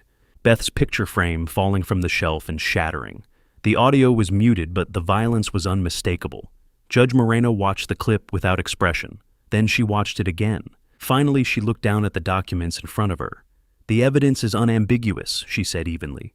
"The defendant is charged with assault." The video documentation clearly establishes that the incident occurred. She folded her hands on the bench. Media coverage does not change the facts of the case. Gregory Hunt attempted to interject, but the judge raised a hand slightly. "Motion to delay is denied," she said. Her voice remained steady and matter-of-fact. "Trial is scheduled for July 18th, 4 weeks from today. Formal notice will be provided to both parties. July 18th, 4 weeks, 28 days. Gregory Hunt tried to continue arguing, but Judge Moreno had already reached for the gavel. Motion denied. Court is adjourned. The gavel struck once. Everyone stood. The entire proceeding had lasted perhaps 30 minutes. I watched Gideon and Gregory Hunt exit through a side door, their heads close together in quiet conversation. Then I turned toward the gallery. Quentin was still sitting there. She hadn't moved when the judge left. Her hands rested quietly in her lap, her gaze fixed somewhere on the floor. That was when I noticed something subtle. Her right hand rested lightly against her stomach. Not dramatically, not intentionally obvious, just there. A gesture that could have meant nothing, but it looked protective. "We should go," Catherine said, collecting her papers. I followed her out of the courtroom, glancing back once before the door closed behind us. Quentin remained seated in the empty room, her hand still resting against her stomach, her expression impossible to read. The house felt even quieter than usual when I returned home. 4 weeks. 28 days until a trial that would decide exactly whether Gideon served 90 days in jail, whether he paid a fine, whether any of this truly mattered. Beth's photograph sat on the shelf where I had placed it after replacing the broken glass. I picked it up and ran my thumb along the edge of the frame. She would have known what to do. I didn't. What I didn't learn until much later after everything had ended and Quentin finally told me the truth was what had happened after she left the courthouse that day. She had gone to a doctor's appointment. For several weeks she had been feeling strange, exhausted, nauseous most mornings. At first she dismissed it as stress, but a part of her had already suspected the truth. The doctor confirmed it. 8 weeks pregnant. The timing placed conception somewhere in late April or early May. Before Gideon struck me, before everything collapsed. Quentin had remained seated in the examination room long after the doctor left, staring at the small ultrasound image printed on glossy paper. 8 weeks. Just a faint shape, but undeniably something. She felt 2 emotions at once. Joy because she had always wanted children, and fear because she knew exactly who she would have to tell. That evening she returned to the loft she shared with Gideon. He was in a good mood. The hearing hadn't gone well for him, but Gregory Hunt remained confident about the upcoming trial. Quentin waited until after dinner, until Gideon was relaxed on the couch scrolling through his phone. Then she said the words, "I'm pregnant." The silence lasted only a few seconds. Gideon stood up slowly. His expression hardened in a way she had never seen before. "This is not the time for a baby. No congratulations, no questions, just rejection." Quentin tried to explain that it hadn't been planned, that it was unexpected, that they could figure things out. Gideon cut her off. "We're in the middle of multiple lawsuits," he said sharply. "I may be going to trial, and you think this is a good time to bring a child into this." His voice grew louder. She stepped back. He slammed his hand against the kitchen counter hard enough that she flinched. "Figure it out," he said. Then he grabbed his jacket and walked out. Quentin stood alone in the kitchen, one hand resting against her stomach, the other gripping the edge of the counter. And for the first time since marrying him, she allowed herself to think a dangerous thought. What if I made a mistake? Not about the pregnancy, about everything else.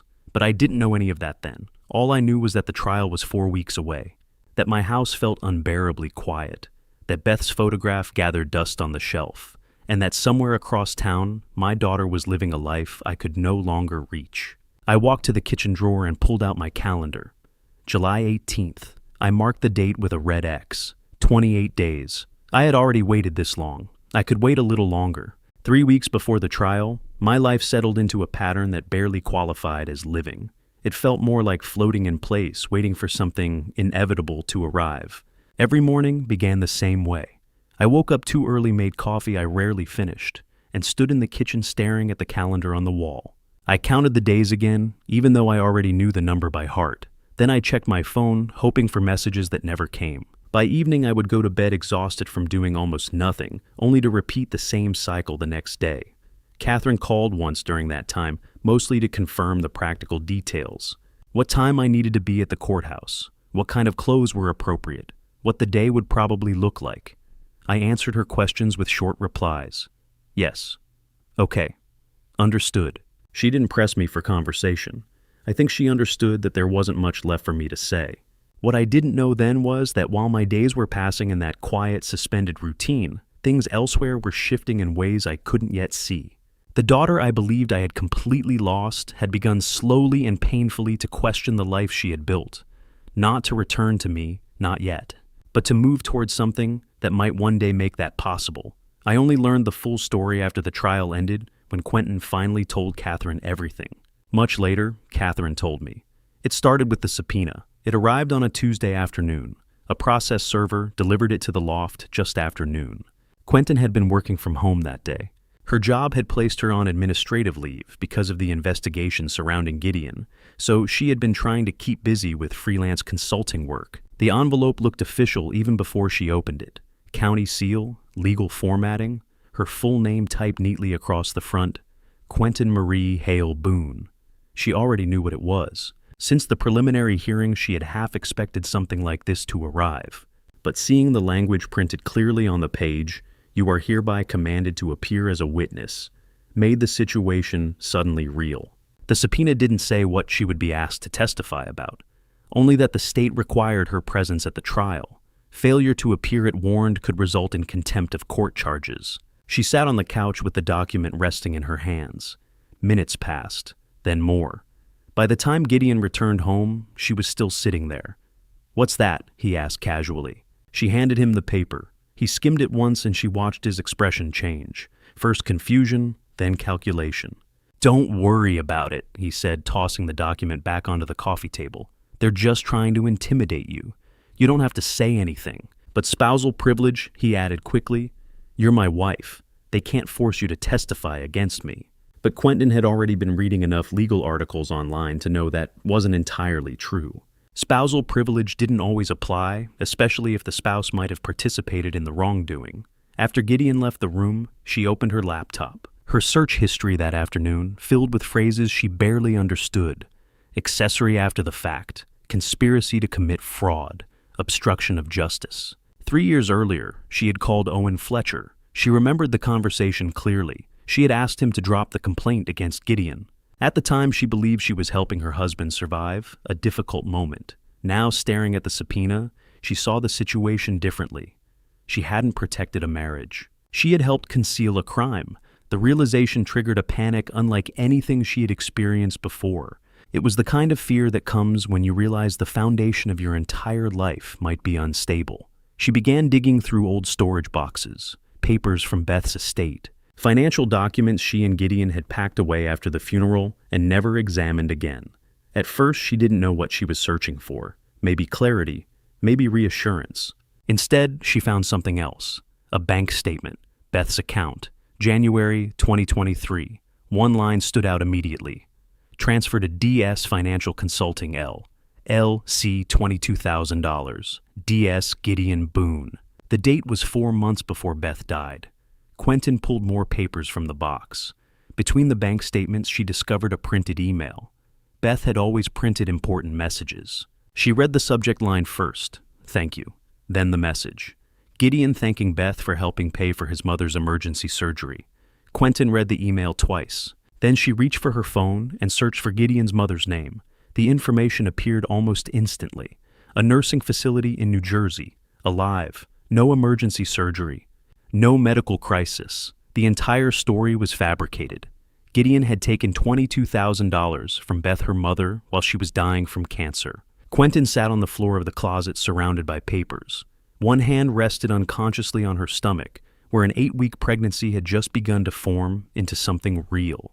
The thought came to her suddenly. He scammed my mother. Another followed immediately after.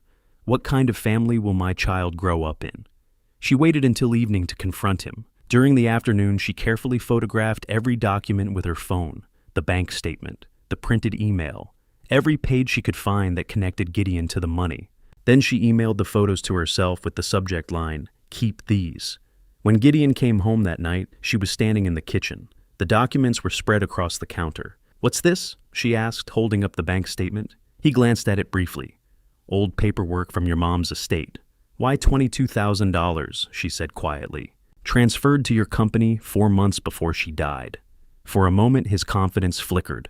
Beth wanted to invest in the business, he replied. It was her decision. She was dying, Quentin said. She could barely leave her bed. "And you accepted $22,000 from her." "I didn't ask," he said quickly. She offered. Quentin lifted the printed email. "This message about your mother's surgery," she said. The emergency that never happened. The silence that followed confirmed everything.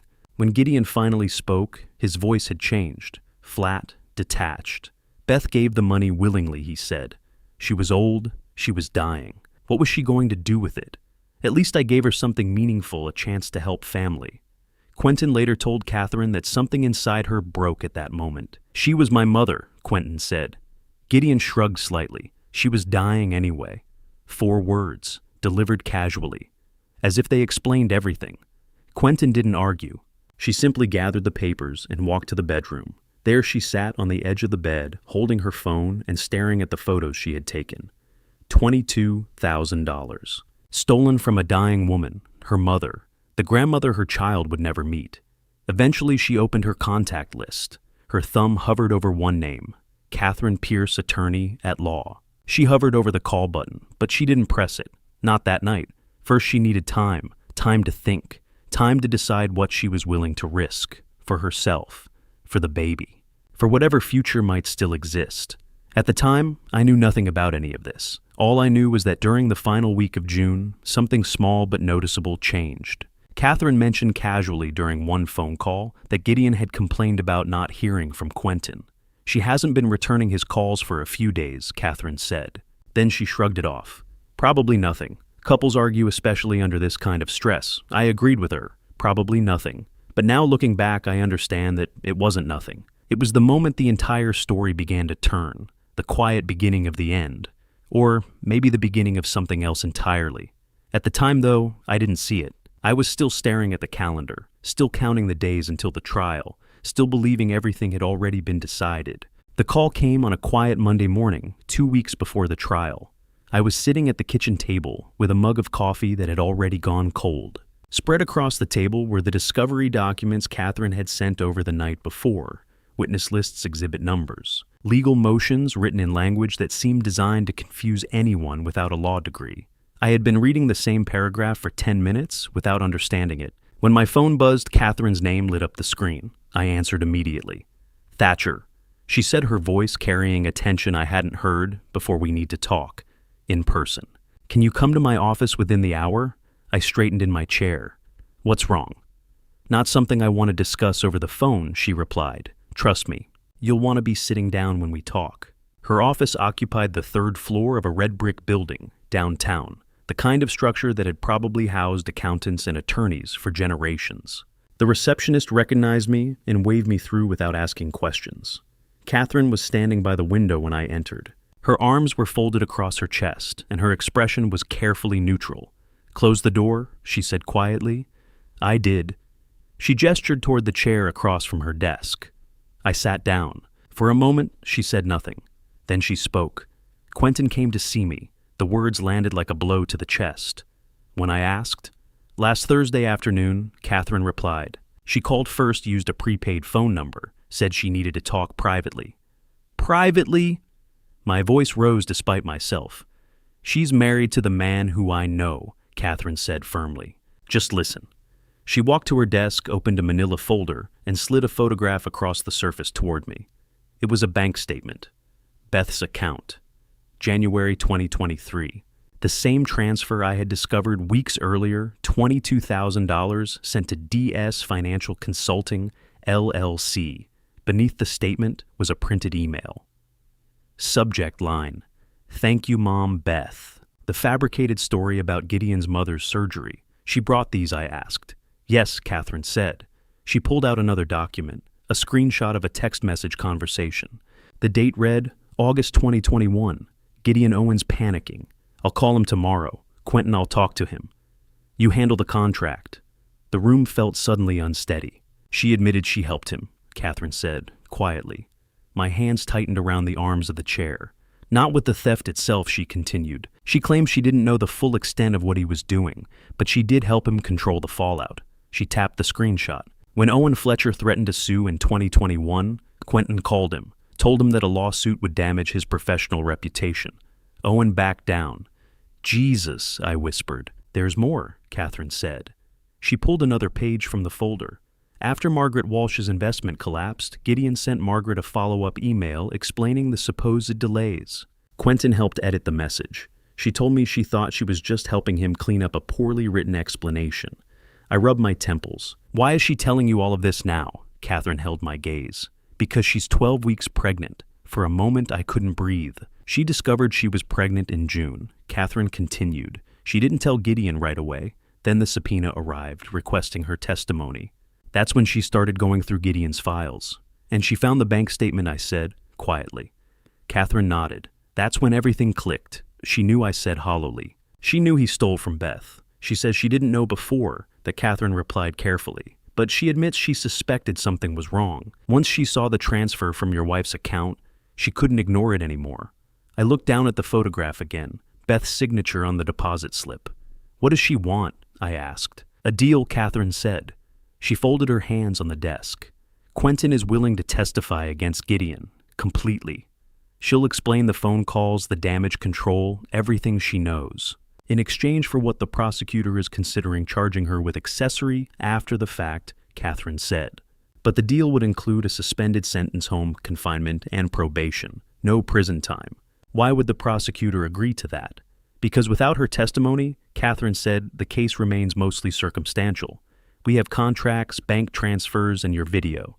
But Gideon's lawyer will argue each victim's situation separately. She leaned forward slightly. Quentin ties the entire scheme together. She proves intent, coordination, conspiracy. I sat back slowly. "Do you trust her?" Catherine hesitated before answering. "I trust that she's terrified," she said. "And I trust that she loves that unborn child more than she loves Gideon." I stared at the floor. "She stood on the stairs," I said quietly, "and watched him hit me." "I know," Catherine said gently. "I'm not asking you to forgive her." She paused. "I'm asking if you'll allow her to testify." Silence stretched between us. "If she testifies," Catherine continued softly, "Gideon goes to prison. The victims receive restitution. And your grandchild won't grow up visiting both parents behind bars." I closed my eyes. Beth's broken picture frame flashed through my memory. Glass across her photograph. Quentin frozen on the stairs. "What happens next?" I asked. "Quentin meets with the prosecutor tomorrow," Catherine said. "If they accept the agreement, she'll wear a wire." I looked up sharply. "A wire," Catherine nodded. "One final conversation with Gideon. Recorded. If he admits anything, even indirectly, it strengthens the case beyond argument." She told me later what happened during that meeting. Quentin invited Gideon to a cafe downtown the following Tuesday morning. The recording device was taped beneath her clothing. She ordered decaf coffee. Gideon ordered an Americano and immediately began complaining about the prosecution dragging out the case. "They don't have anything," he said dismissively. "Owen's unstable. Margaret's old and confused. Your father's just desperate for revenge." Quentin asked calmly. "What about Mom?" Beth Gideon frowned slightly. "What about her, the $22,000? His jaw tightened. "She offered it," he said. "She was dying," Quentin replied. "She wanted to help," Gideon said, coldly. Then he leaned back in his chair. "People like your mom, Owen, Margaret, they're marks," he said. "They want to believe someone cares about them.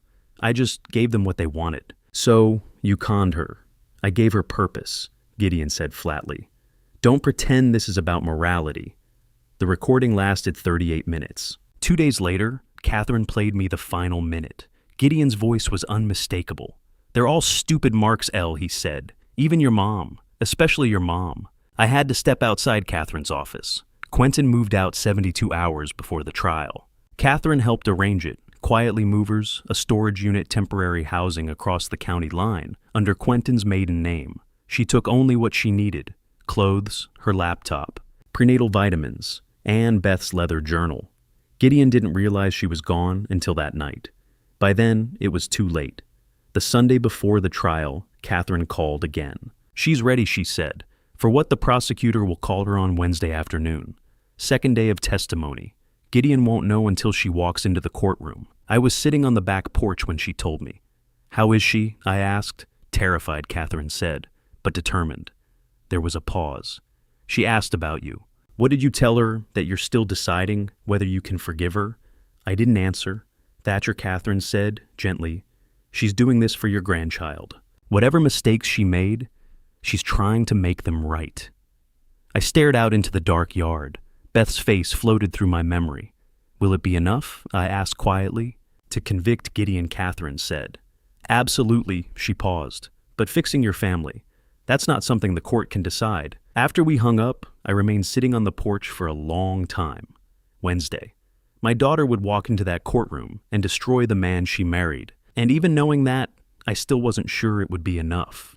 The courtroom smelled like furniture polish and old paper. I'd been inside a courthouse exactly twice before. Once for jury duty, I was excused from once to notarize Beth's will. This time I sat in the front row, Catherine beside me, her briefcase open on the bench. Across the aisle, Gideon sat at the defense table in a charcoal suit, white shirt, burgundy tie. His lawyer, Gregory Hunt, was older, silver-haired, comfortable-looking. The bailiff called the court to order. 12 jurors filed into the box, 6 men, 6 women, a retired teacher, a grocery store manager, a construction worker, ordinary people. The prosecutor stood. Deputy District Attorney Sarah Carter, mid-30s, dark hair and a tight bun. This case, she said, is about power, about a man who used intimidation, manipulation, and violence to control the people closest to him. You will see video evidence of the defendant assaulting the victim in his own home. You will hear testimony from multiple witnesses that establishes a pattern of predatory behavior spanning 3 years and involving over $200,000 in fraud. She paused. The evidence will speak for itself. Hunt rose slowly. My client is not on trial for being a bad businessman. He's here because his father-in-law is angry, embarrassed, and looking for someone to blame. At the end of the day, this case hinges on one question. Did Thatcher Hale provoke a reaction, then weaponize it? I believe the answer is yes. They played the video first. The courtroom went silent as the prosecutor queued up the doorbell footage. The timestamp read, April 14th, 2024, 3:47 p.m. Gideon's voice came through the speaker, distorted but clear. 32,000, that's all I'm asking. My own voice quieter. I'm not giving you anything. Then the sound a crack like a branch snapping. My head jerked to the side. Gideon's hand was still raised. The camera caught Beth's picture frame tumbling off the mantel glass, shattering. Someone in the jury box flinched. The prosecutor paused the video. Mr. Hale, is that you on the screen? I stood, walked to the witness stand, placed my hand on the Bible. Oh, yes, I said. And can you describe what happened that afternoon? I took a breath, glanced at the jury. My son-in-law came to my house. He demanded money. I refused. He struck me. Then he left. Did you provoke him in any way? No. Did you threaten him? No. Did you touch him? No. Ling nodded, then turned to Hunt. Your witness. Hunt approached with a thin smile. He held a printed screenshot my social media post from June. Mr. Hale, do you recognize this? I looked at the image. My own words. Gideon Boone is a con artist. He stole from my family. I have proof. Yes. You posted this publicly, correct? Naming my client, accusing him of theft? Yes. Before any trial, before any conviction. Yes. Hunt turned back to me. Do you think it's possible that you wanted a confrontation that day, that you refused your son-in-law's request because you were angry and you knew he'd react? I felt the fury rise in my chest. No, I said quietly. I refused because he had no right to that money. But you didn't just refuse. You escalated. You posted online. You involved the press. You made this personal. He made it personal. I said, my voice harder now, when he struck me in my own home. Hunt held my gaze for a moment, then nodded. No further questions. Day 2 brought Owen. He walked to the stand in a button-down, and khakis, the scar on his chin visible. Collins asked him to recount the $65,000 investment in 2021. Owen spoke steadily, pulling documents from a folder, emails, wire transfer receipts, a contract signed by Gideon. After 6 months, Owen said, I asked for an update. He stopped returning calls. I drove to the address on the contract. It was a UPS store, mailbox rental. What happened when you confronted him? Owen touched his chin. He told me I'd misunderstood the terms. When I threatened to sue, he grabbed me. I fell, hit my face on a parking curb. Did you file charges? No. His wife called me, said a lawsuit would hurt both of us, that I should let it go. Catherine squeezed my wrist. I kept my face blank. Hunt's cross was aggressive. He called it a business dispute, suggested Owen had ignored red flags. But Owen didn't flinch. I invested in good faith, Owen said. He lied. Then he hurt me. That's not a dispute. That's fraud. The jury took notes. Wednesday, day 3. Margaret appeared first via Zoom from Arizona. She was calm, methodical, walking through the fake IPO pitch, the $48,000 wire, transfer the vanishing company. Robert followed, testifying about the $38,000 loan. Then Collins asked him about Beth. Your sister, she said gently. Did she ever mention lending money to the defendant? Robert nodded. After she passed, I found a bank statement. $22,000 January 2023, transferred to DS Financial. I felt the courtroom tilt. Ling projected a spreadsheet on the screen. 5 names, 5 amounts totaling $201,000. Your Honor, Hunt stood. The state is introducing alleged victims who are not part of the criminal complaint. It's pattern evidence, Collins said calmly. It establishes modus operandi, motive, and intent. The judge adjusted her glasses. I'll allow it. Ling turned back to the jury. You've now heard from 4 victims: Owen Fletcher, Margaret Walsh, Robert Brennan, and the late Beth Hale. 4 separate incidents, 4 fabricated stories. $201,000 stolen, and in 2 cases violence or threats when the victims pushed back. She paused. That's not bad luck. That's a pattern. Late Wednesday afternoon, the judge called a recess. When court reconvened, Collins stood at her table. Your Honor, the state has 1 more witness. We'll call them tomorrow morning. Hunt looked up sharply. Your Honor, we were not notified. The witness came forward late in discovery, Collins said smoothly. We disclosed their identity to defense counsel this morning. The judge glanced at Hunt. Counselor, Hunt's jaw worked. He looked at Gideon, who shrugged slightly unconcerned. No objection, Hunt said finally, for now. The judge nodded. We'll reconvene at 9 a.m. Court is adjourned. I watched the jury file out, some glancing back at Gideon, some at me. Catherine closed her briefcase. Tomorrow, she said quietly. I nodded, my hands trembling. Across the aisle, Gideon stood adjusting his tie, his face calm. He thought he'd already won. He had no idea. Stop. Before I tell you who walked into that courtroom, comment 2 below, I want to see how many of you made it this far. Because when that door opened on Thursday morning, even I, who knew what was coming, felt the air leave the room. Quick reminder, the scene you're about to hear includes a few dramatized details to carry the emotional weight of the moment. If that's not for you, this is your chance to step away. But if you want to know who walked in and shattered Gideon's world in front of 12 strangers, stay right here. Thursday morning arrived with a sky the color of old bruises. I sat in the same front row seat I'd occupied for 3 days, Catherine beside me. The gallery was fuller than before, reporters in the back rows, strangers who'd read Nina's article. The air smelled like floor wax and nerves. Gideon sat at the defense table in a navy suit, his posture relaxed. Hunt leaned close, whispering something. Gideon smiled faintly. He thought the worst was over. 1 more witness, probably a forensic accountant. He had no idea. The bailiff stood. All rise. The judge entered. We sat. The jury filed in 12 faces I'd memorized over 3 days. Deputy Dia Collins stood.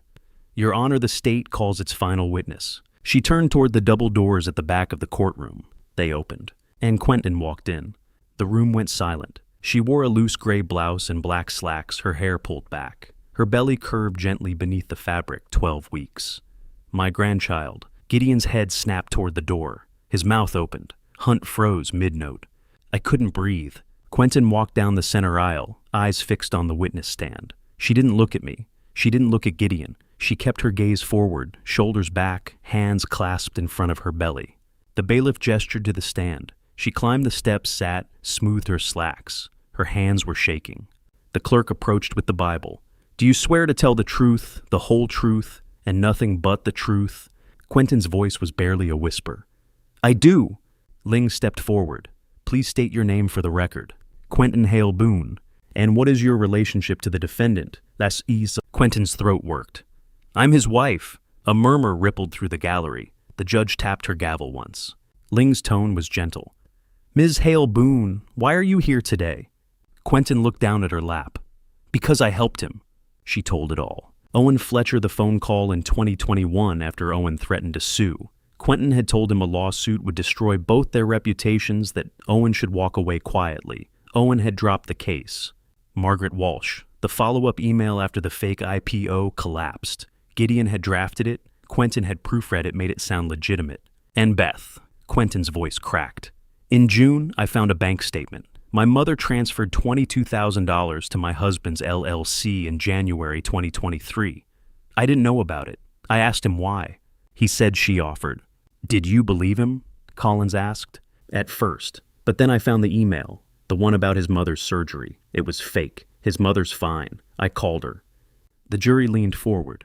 "I thought I was protecting my husband." Quentin said, her voice steadier now. "I thought the accusations were misunderstandings. But he lied to my mother when she was dying. He stole from her. And when I confronted him, he told me she gave the money willingly because she was weak." She looked up finally, and her eyes found Gideon. "I can't let my child grow up in a family built on lies." Ling held up a manila folder. "Ms. Hale Boone, do you have evidence to support your testimony?" "Yes." Ling pulled out printed emails, screenshots, bank transfers. She submitted them as exhibits, projected them on the courtroom screen. Then Collins held up a small digital recorder. "Your Honor, the state would like to play a recording made by the witness on July 2nd. It's a conversation between Ms. Hale Boone and the defendant." Hunt shot to his feet. "Objection?" "Overruled," the judge said. Ling pressed play. Gideon's voice came through. "Look, people like your mom, like Owen, like Margaret, they're marks. They want to believe someone cares. I gave them that." Quentin's voice quieter. "So you conned her." "I gave her purpose. Don't make this about morality." A pause. Then, "They're all stupid marks, El. Even your mom. Especially your mom." The recording stopped. The silence was suffocating. I felt the metallic taste flood my mouth. Across the aisle, Gideon's face had gone white. Hunt stood for cross-examination. "Ms. Hale Boone, isn't it true that you're testifying to save your father from a defamation lawsuit? Osbio and laum de basmai." "No," Quentin said. "That you fabricated this recording." "On de do ispidzeron." "No." "That you're lying to protect yourself from accessory charges." "Aspezin de BBC stifdaris if sind." Quentin's jaw tightened. "I helped him. I didn't know the full extent, but I helped. And I'm taking responsibility for that. But I won't let him destroy what's left of my family." Hunt glanced at Gideon. "No further questions." Gideon erupted. He stood knocking his chair back. "You're nothing to me," he shouted. "You're crazy." The judge's gavel cracked like a gunshot. "Mr. Boone, sit down." "She's lying. She's trying to..." "Bailiff." Two officers moved toward the defense table. Gideon shoved Hunt's hand away, jabbed a finger toward Quentin. "You'll regret this, you and your father both." The bailiff grabbed his arm. Gideon struggled. The second officer seized his other arm, and together they hauled him toward the side door. "You're nothing," Gideon screamed as the door swung shut. "Nothing?" The courtroom sat frozen. Quentin covered her face with her hands and sobbed. The judge called a recess. The jury filed out silent. I stood. My legs felt hollow. Catherine touched my shoulder. "Go," she said quietly. I walked to the witness stand. Quentin was still sitting, hands pressed to her belly. When she heard my footsteps, she looked up. Her eyes were red swollen. "I'm sorry," she whispered. I didn't know what to say. I wanted to hate her. I wanted to hold her. Instead, I said, "You did the right thing." She nodded, tears sliding down her cheeks. "Take care of the baby," I said. Then I turned and walked back to my seat. When court reconvened, Collins delivered her closing argument. She recapped the video, the testimony, the pattern of fraud, the recording. She reminded the jury that Gideon Boone had struck his father-in-law, stolen from a dying woman, manipulated his own wife, and showed no remorse. Hunt's closing was weaker. He tried to frame Quentin as a scorned wife, but his voice lacked conviction. The judge gave instructions. The jury left to deliberate. I walked into the hallway. Catherine stood by the water fountain. "How long?" I asked. "Could be hours, could be tomorrow." I nodded. My chest felt tight. Through the narrow window, I could see Quentin sitting alone in the front row, her hand resting on her belly. "You okay?" Catherine asked. "I don't know," I said. Catherine squeezed my arm. "You will be." For the first time in 11 weeks, I felt the fury in my chest begin to loosen. Not forgiveness, not yet, but something close to relief. Friday morning came too fast and too slow. I sat in the same front row seat, Catherine beside me. The gallery was fuller than yesterday. Owen in the third row, Margaret's daughter flown in from Arizona, Robert near the back. Reporters lined the rear wall. Gideon sat at the defense table in the same navy suit tie loosened. Hunt whispered something. Gideon didn't respond. His eyes were fixed on the empty jury box. The bailiff stood. All rise. The judge entered. Bring in the jury, she said.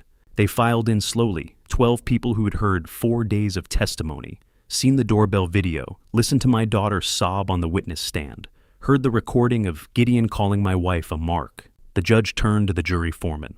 Has the jury reached a verdict? He stood. We have, Your Honor. Please read it.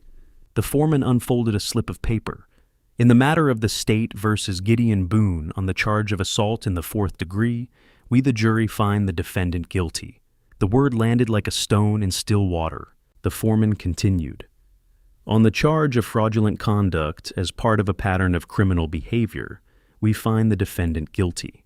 The judge nodded. Thank you. The jury is dismissed. Catherine squeezed my hand. I couldn't feel it. My chest was tight, my throat dry. I'd waited 11 weeks for this moment. Guilty. The word felt too small for what it carried. The judge called for sentencing arguments. Collins recounted the assault, the video evidence, the pattern of fraud. She recommended 18 months in a state facility, 5 years of probation, full restitution to the victims, and a restraining order. Hunt argued for leniency, no prior criminal record, financial hardship. He asked for probation, anger management classes, community service. The judge listened without expression. Then she spoke. Mr. Boone, please stand. Gideon rose slowly, face pale. You were convicted by a jury of your peers of assaulting your father-in-law and engaging in a pattern of fraudulent behavior that caused significant harm to multiple victims. What troubles this court most is the callousness, the contempt you demonstrated toward people who trusted you. Your wife's own mother, suffering from terminal illness, was one of your victims. That is unconscionable. Gideon's hands clenched at his sides. This court sentences you to 18 months in a state correctional facility, followed by 5 years of supervised probation. You are ordered to pay restitution in the amount of $180,000. My breath caught. 180, not 201. The court has excluded certain claims due to insufficient direct evidence for criminal restitution. The late Beth Hale's transfer, while morally reprehensible, lacks the documentary proof that the other cases provided. That matter may be pursued in civil court by her estate. I felt Catherine's hand tighten on mine. You are further prohibited from contacting the victims, including Thatcher Hale and Quentin Hale Boone, for a period of 10 years. Do you understand? Gideon's voice was flat. Yes. Bailiff remanded the defendant. 2 officers approached. Gideon didn't resist as they cuffed his wrists. He glanced once toward the gallery, then he was gone. The courtroom emptied slowly. Catherine gathered her files. Owen nodded at me and left. Robert shook my hand without speaking. I sat alone staring at the empty defense table. 18 months, 5 years probation, 180,000. It should have felt like victory. It felt like ash. Quentin's hearing was held an hour later in a smaller courtroom down the hall. She stood before a different judge. Deputy D.A. Collins outlined the plea agreement. Quentin Hale Boone had cooperated, fully provided critical testimony, and accepted responsibility for her role as an accessory. In exchange, the state recommended 6 months of home confinement, 3 years of probation, and 200 hours of community service. The judge asked Quentin if she understood the terms. Yes, Your Honor, Quentin said quietly. Do you accept this agreement? Or... I do. The judge looked at her for a long moment. Ms. Hale Boone, you made serious errors in judgment. You enabled harm. But you also chose ultimately to do the right thing. The court accepts your plea. You will serve 6 months of home confinement beginning today, with exceptions for medical care related to your pregnancy. Do you understand? Yes, Your Honor. Then this court is adjourned. I waited outside on the courthouse steps. The July sun was brutal white and unforgiving. Catherine had left to file paperwork. I stood alone, hands in my pockets. The door opened behind me. I turned. Quentin stepped out, blinking in the sunlight. She wore the same gray blouse from yesterday. Her eyes were red swollen. She saw me and stopped. For a moment, neither of us moved. Then she walked toward me, slowly, hands clasped in front of her. Dad, she said, her voice barely audible. I waited. I'm sorry, her voice cracked. I'm so sorry. I looked at her. My daughter, my only child, the girl I'd taught to ride a bike, the woman who'd stood frozen while her husband struck me, the woman who'd helped him lie for him, the woman who'd finally stopped. I didn't know what to say. So I nodded, just once. Her face crumpled. She covered her mouth with one hand, tears spilling down her cheeks. I didn't walk away. I didn't reach for her either. I just stood there, the sun beating down on both of us, and let the silence hold what words couldn't. I drove home alone. The highway stretched flat and gray ahead of me. The radio played something low. I turned it off. The passenger seat was empty. It had been empty for 2 years, but today it felt heavier, like Beth's absence had weight. I wondered what she would think, whether she'd be proud that I'd fought or angry that I'd destroyed what was left of our family, whether she'd forgive Quentin faster than I could. I didn't have answers. The fury in my chest had loosened, not gone, just quieter. Gideon would spend the next year and a half in prison. Quentin would spend the next 6 months in her apartment, monitored alone. My grandchild would be born in January into a family fractured beyond recognition. Just as they called it. It didn't feel like enough, but it was all I had. I pulled into my driveway as the sun dipped below the roofline. The house was dark. I unlocked the door, stepped inside, and set my keys on the table beside Beth's picture, the frame I'd replaced the glass I'd swept up 11 weeks ago. Her face smiled back at me, frozen in a moment, before the sickness, before Gideon, before everything shattered. We won, I said quietly. The house didn't answer. I sat down on the couch alone and let the exhaustion take me. The first weeks of August passed in silence. I didn't call Quentin. I didn't visit. Catherine told me she'd been fitted with an ankle monitor, moved into a small one-bedroom apartment, reported to her probation officer every Thursday. I nodded and filed the information away. Instead, I wrote. I sat at my desk every morning and worked on a new novel, something lighter, a story about a man rebuilding a cabin after a wildfire. The metaphor wasn't subtle. I called it survival. Owen stopped by one afternoon. We sat on the porch with iced tea, and he asked if I'd heard from Quentin. No, I said. He nodded. She helped you win. That counts for something. She helped him first, I said quietly. That counts too? The letter arrived on a Tuesday in mid-September. Handwritten pale blue stationery, my name, in Quentin's careful cursive. I set it on the kitchen table and stared at it for 2 days. On Thursday night, I opened it. Dad, I don't know if you'll read this. I don't know if I deserve for you to read it, but I need to say it anyway. I'm sorry. I'm sorry I stood on those stairs and did nothing. I'm sorry I didn't ask questions when I should have. I'm sorry I let Gideon use Mom's grief, her kindness, her trust. I'm having a boy, due in January. I'm not giving him Gideon's last name. I'm giving him yours. Hale, I love you, Dad. Quentin. I read it 3 times. Then I sat at the kitchen table and cried. I called her on Sunday. I got your letter, I said. I meant every word, she whispered. I know. Can I call you again? I closed my eyes. You can call. It wasn't forgiveness, not yet, but it was a start. I visited her in October. We assembled a crib together, neither of us mentioning the trial or Gideon. After 20 minutes, the frame stood upright. Quentin sat back, wiping her eyes. Mom would have loved this. She would have loved him, your son. We cried together for the first time in 2 years. November and December blurred together. I visited twice a week, fixed things, brought supplies. Quentin told me Gideon called from prison once. She didn't answer. Called again. She blocked the number. I don't want him in our lives, she said. Not mine, not Henry's. Good, I said. Henry Hale was born on January 18th at 6:43 in the evening. Quentin's water broke at 4 in the morning. She called me, breathless, terrified. I drove across town in the pre-dawn dark and took her to the hospital. Labor was long. At 7:30, a nurse called my name. Quentin sat, propped against pillows, exhausted and radiant. In her arms, wrapped in a pale blue blanket, was a tiny red-faced boy. Dad, she said softly, meet Henry. She placed him in my arms. He was warm, impossibly light, dark hair just like Beth's. I looked down at him, and something in my chest cracked open. All the fury, the grief, the months of rage, it didn't disappear. But it shifted, made room for something else. He looks like her, I whispered. Quentin wiped her eyes. I know.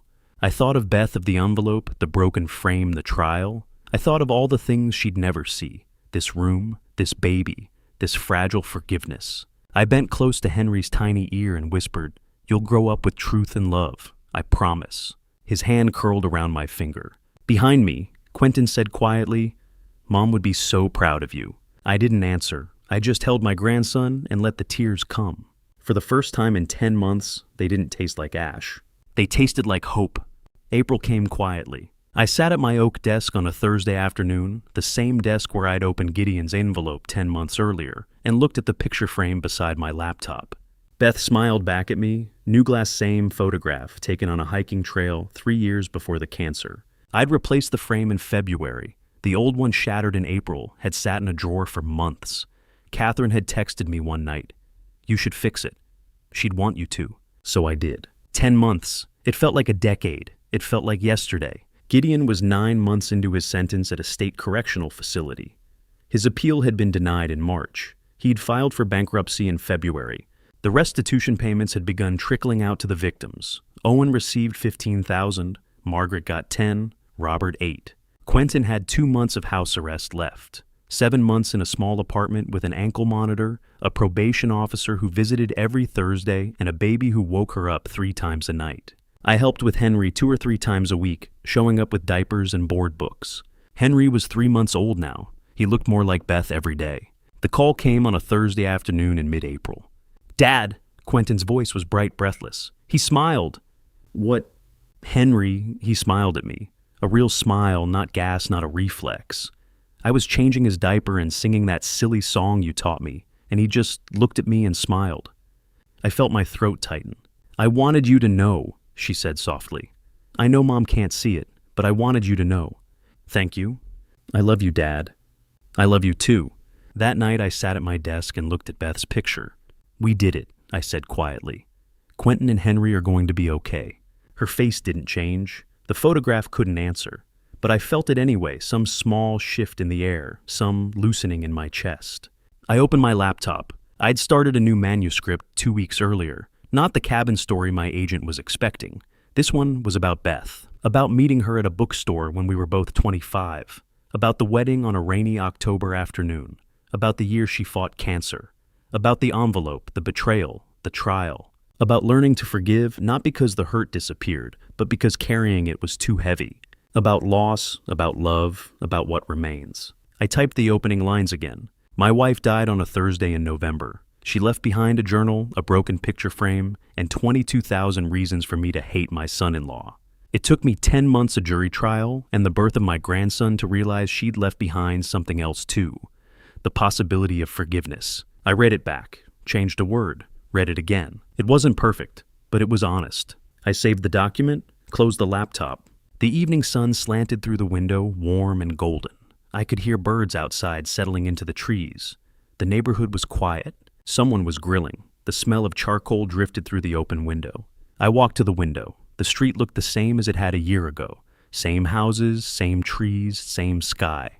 But I wasn't the same. I'd spent 10 months carrying fury metallic and cold, sharp enough to cut. I'd carried grief too for Beth, for the family we'd built. Some of that weight was still there. Maybe it always would be. But it was lighter now. Gideon was in prison. Quentin was rebuilding her life. Henry was learning to smile, growing up in a home where lies didn't have power anymore. And I was here, still writing, still breathing, still learning how to live in a world without Beth, with a family fractured and stitched back together in ways I never expected.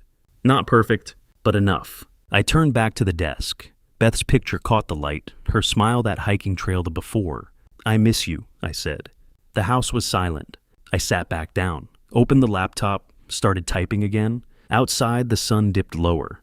The birds quieted. The evening settled in, warm and forgiving. And for the first time in 10 months, I felt something close to peace. If you've stayed with me through this entire journey, through every twist and painful moment of this family story, I want to leave you with something that took me far too long to understand.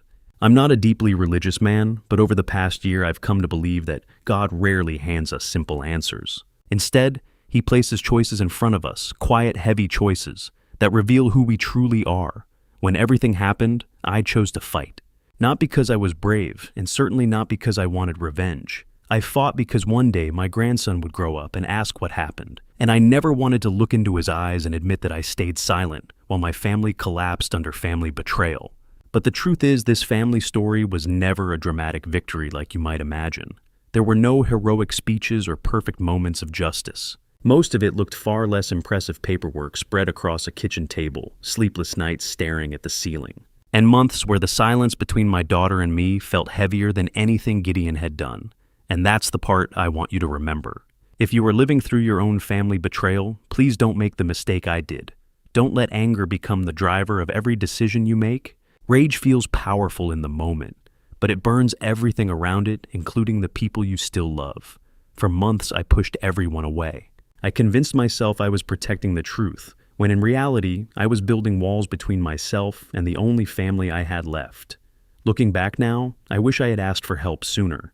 I wish I had spoken openly to someone who cared about me instead of carrying everything alone. Because the hardest part of any family story isn't the moment things break. It's the long, quiet period afterward when you have to decide whether rebuilding is even possible. Every story of family betrayal comes with a cost. Mine cost me time I will never get back with my daughter. It cost moments that Beth, my wife, will never be here to see. I thought the verdict in that courtroom would feel like victory. But when the judge spoke the word guilty, the room didn't fill with relief the way I expected. Justice can correct the past, but it cannot restore what was already lost. The moment that finally changed everything didn't happen in court. It happened in a quiet hospital room when I held my grandson Henry for the first time. In that moment, something inside me shifted. I realized the real victory in this family story wasn't about punishment or headlines or proving someone wrong. The real victory was the decision to rebuild what still remained. It was choosing forgiveness not because the pain disappeared, but because holding on to bitterness would only continue the cycle of family betrayal for another generation. That was the moment I understood something Beth probably knew all along. Protecting your family is important. Standing up for what is right matters. But if the fight costs you the people you love, then you have to stop and ask yourself what victory actually means. So, if this family story leaves you with anything, tonight, let it be this. Protect what matters. Stand up for the truth. But never lose yourself to anger while doing it. Because the strongest families are not the ones who never face family betrayal, they're the ones who find a way to heal afterward. Before you go, I'd like to ask you something. Has family betrayal ever touched your own life? Did it break relationships? Or did you eventually find a way to repair them? Share your experience in the comments. Sometimes hearing another person's family story can help someone else feel a little less alone. And if stories like this resonate with you, consider subscribing and sharing this video with someone who might need to hear it. Thank you for walking this entire family story with me. One last gentle note. Some upcoming stories will include fictionalized elements designed to explore emotional experiences and difficult choices. If those kinds of reflections aren't what you're looking for, that's completely okay. There are many paths and many stories in this world. But if you decide to stay, I'll be here ready to tell the next one.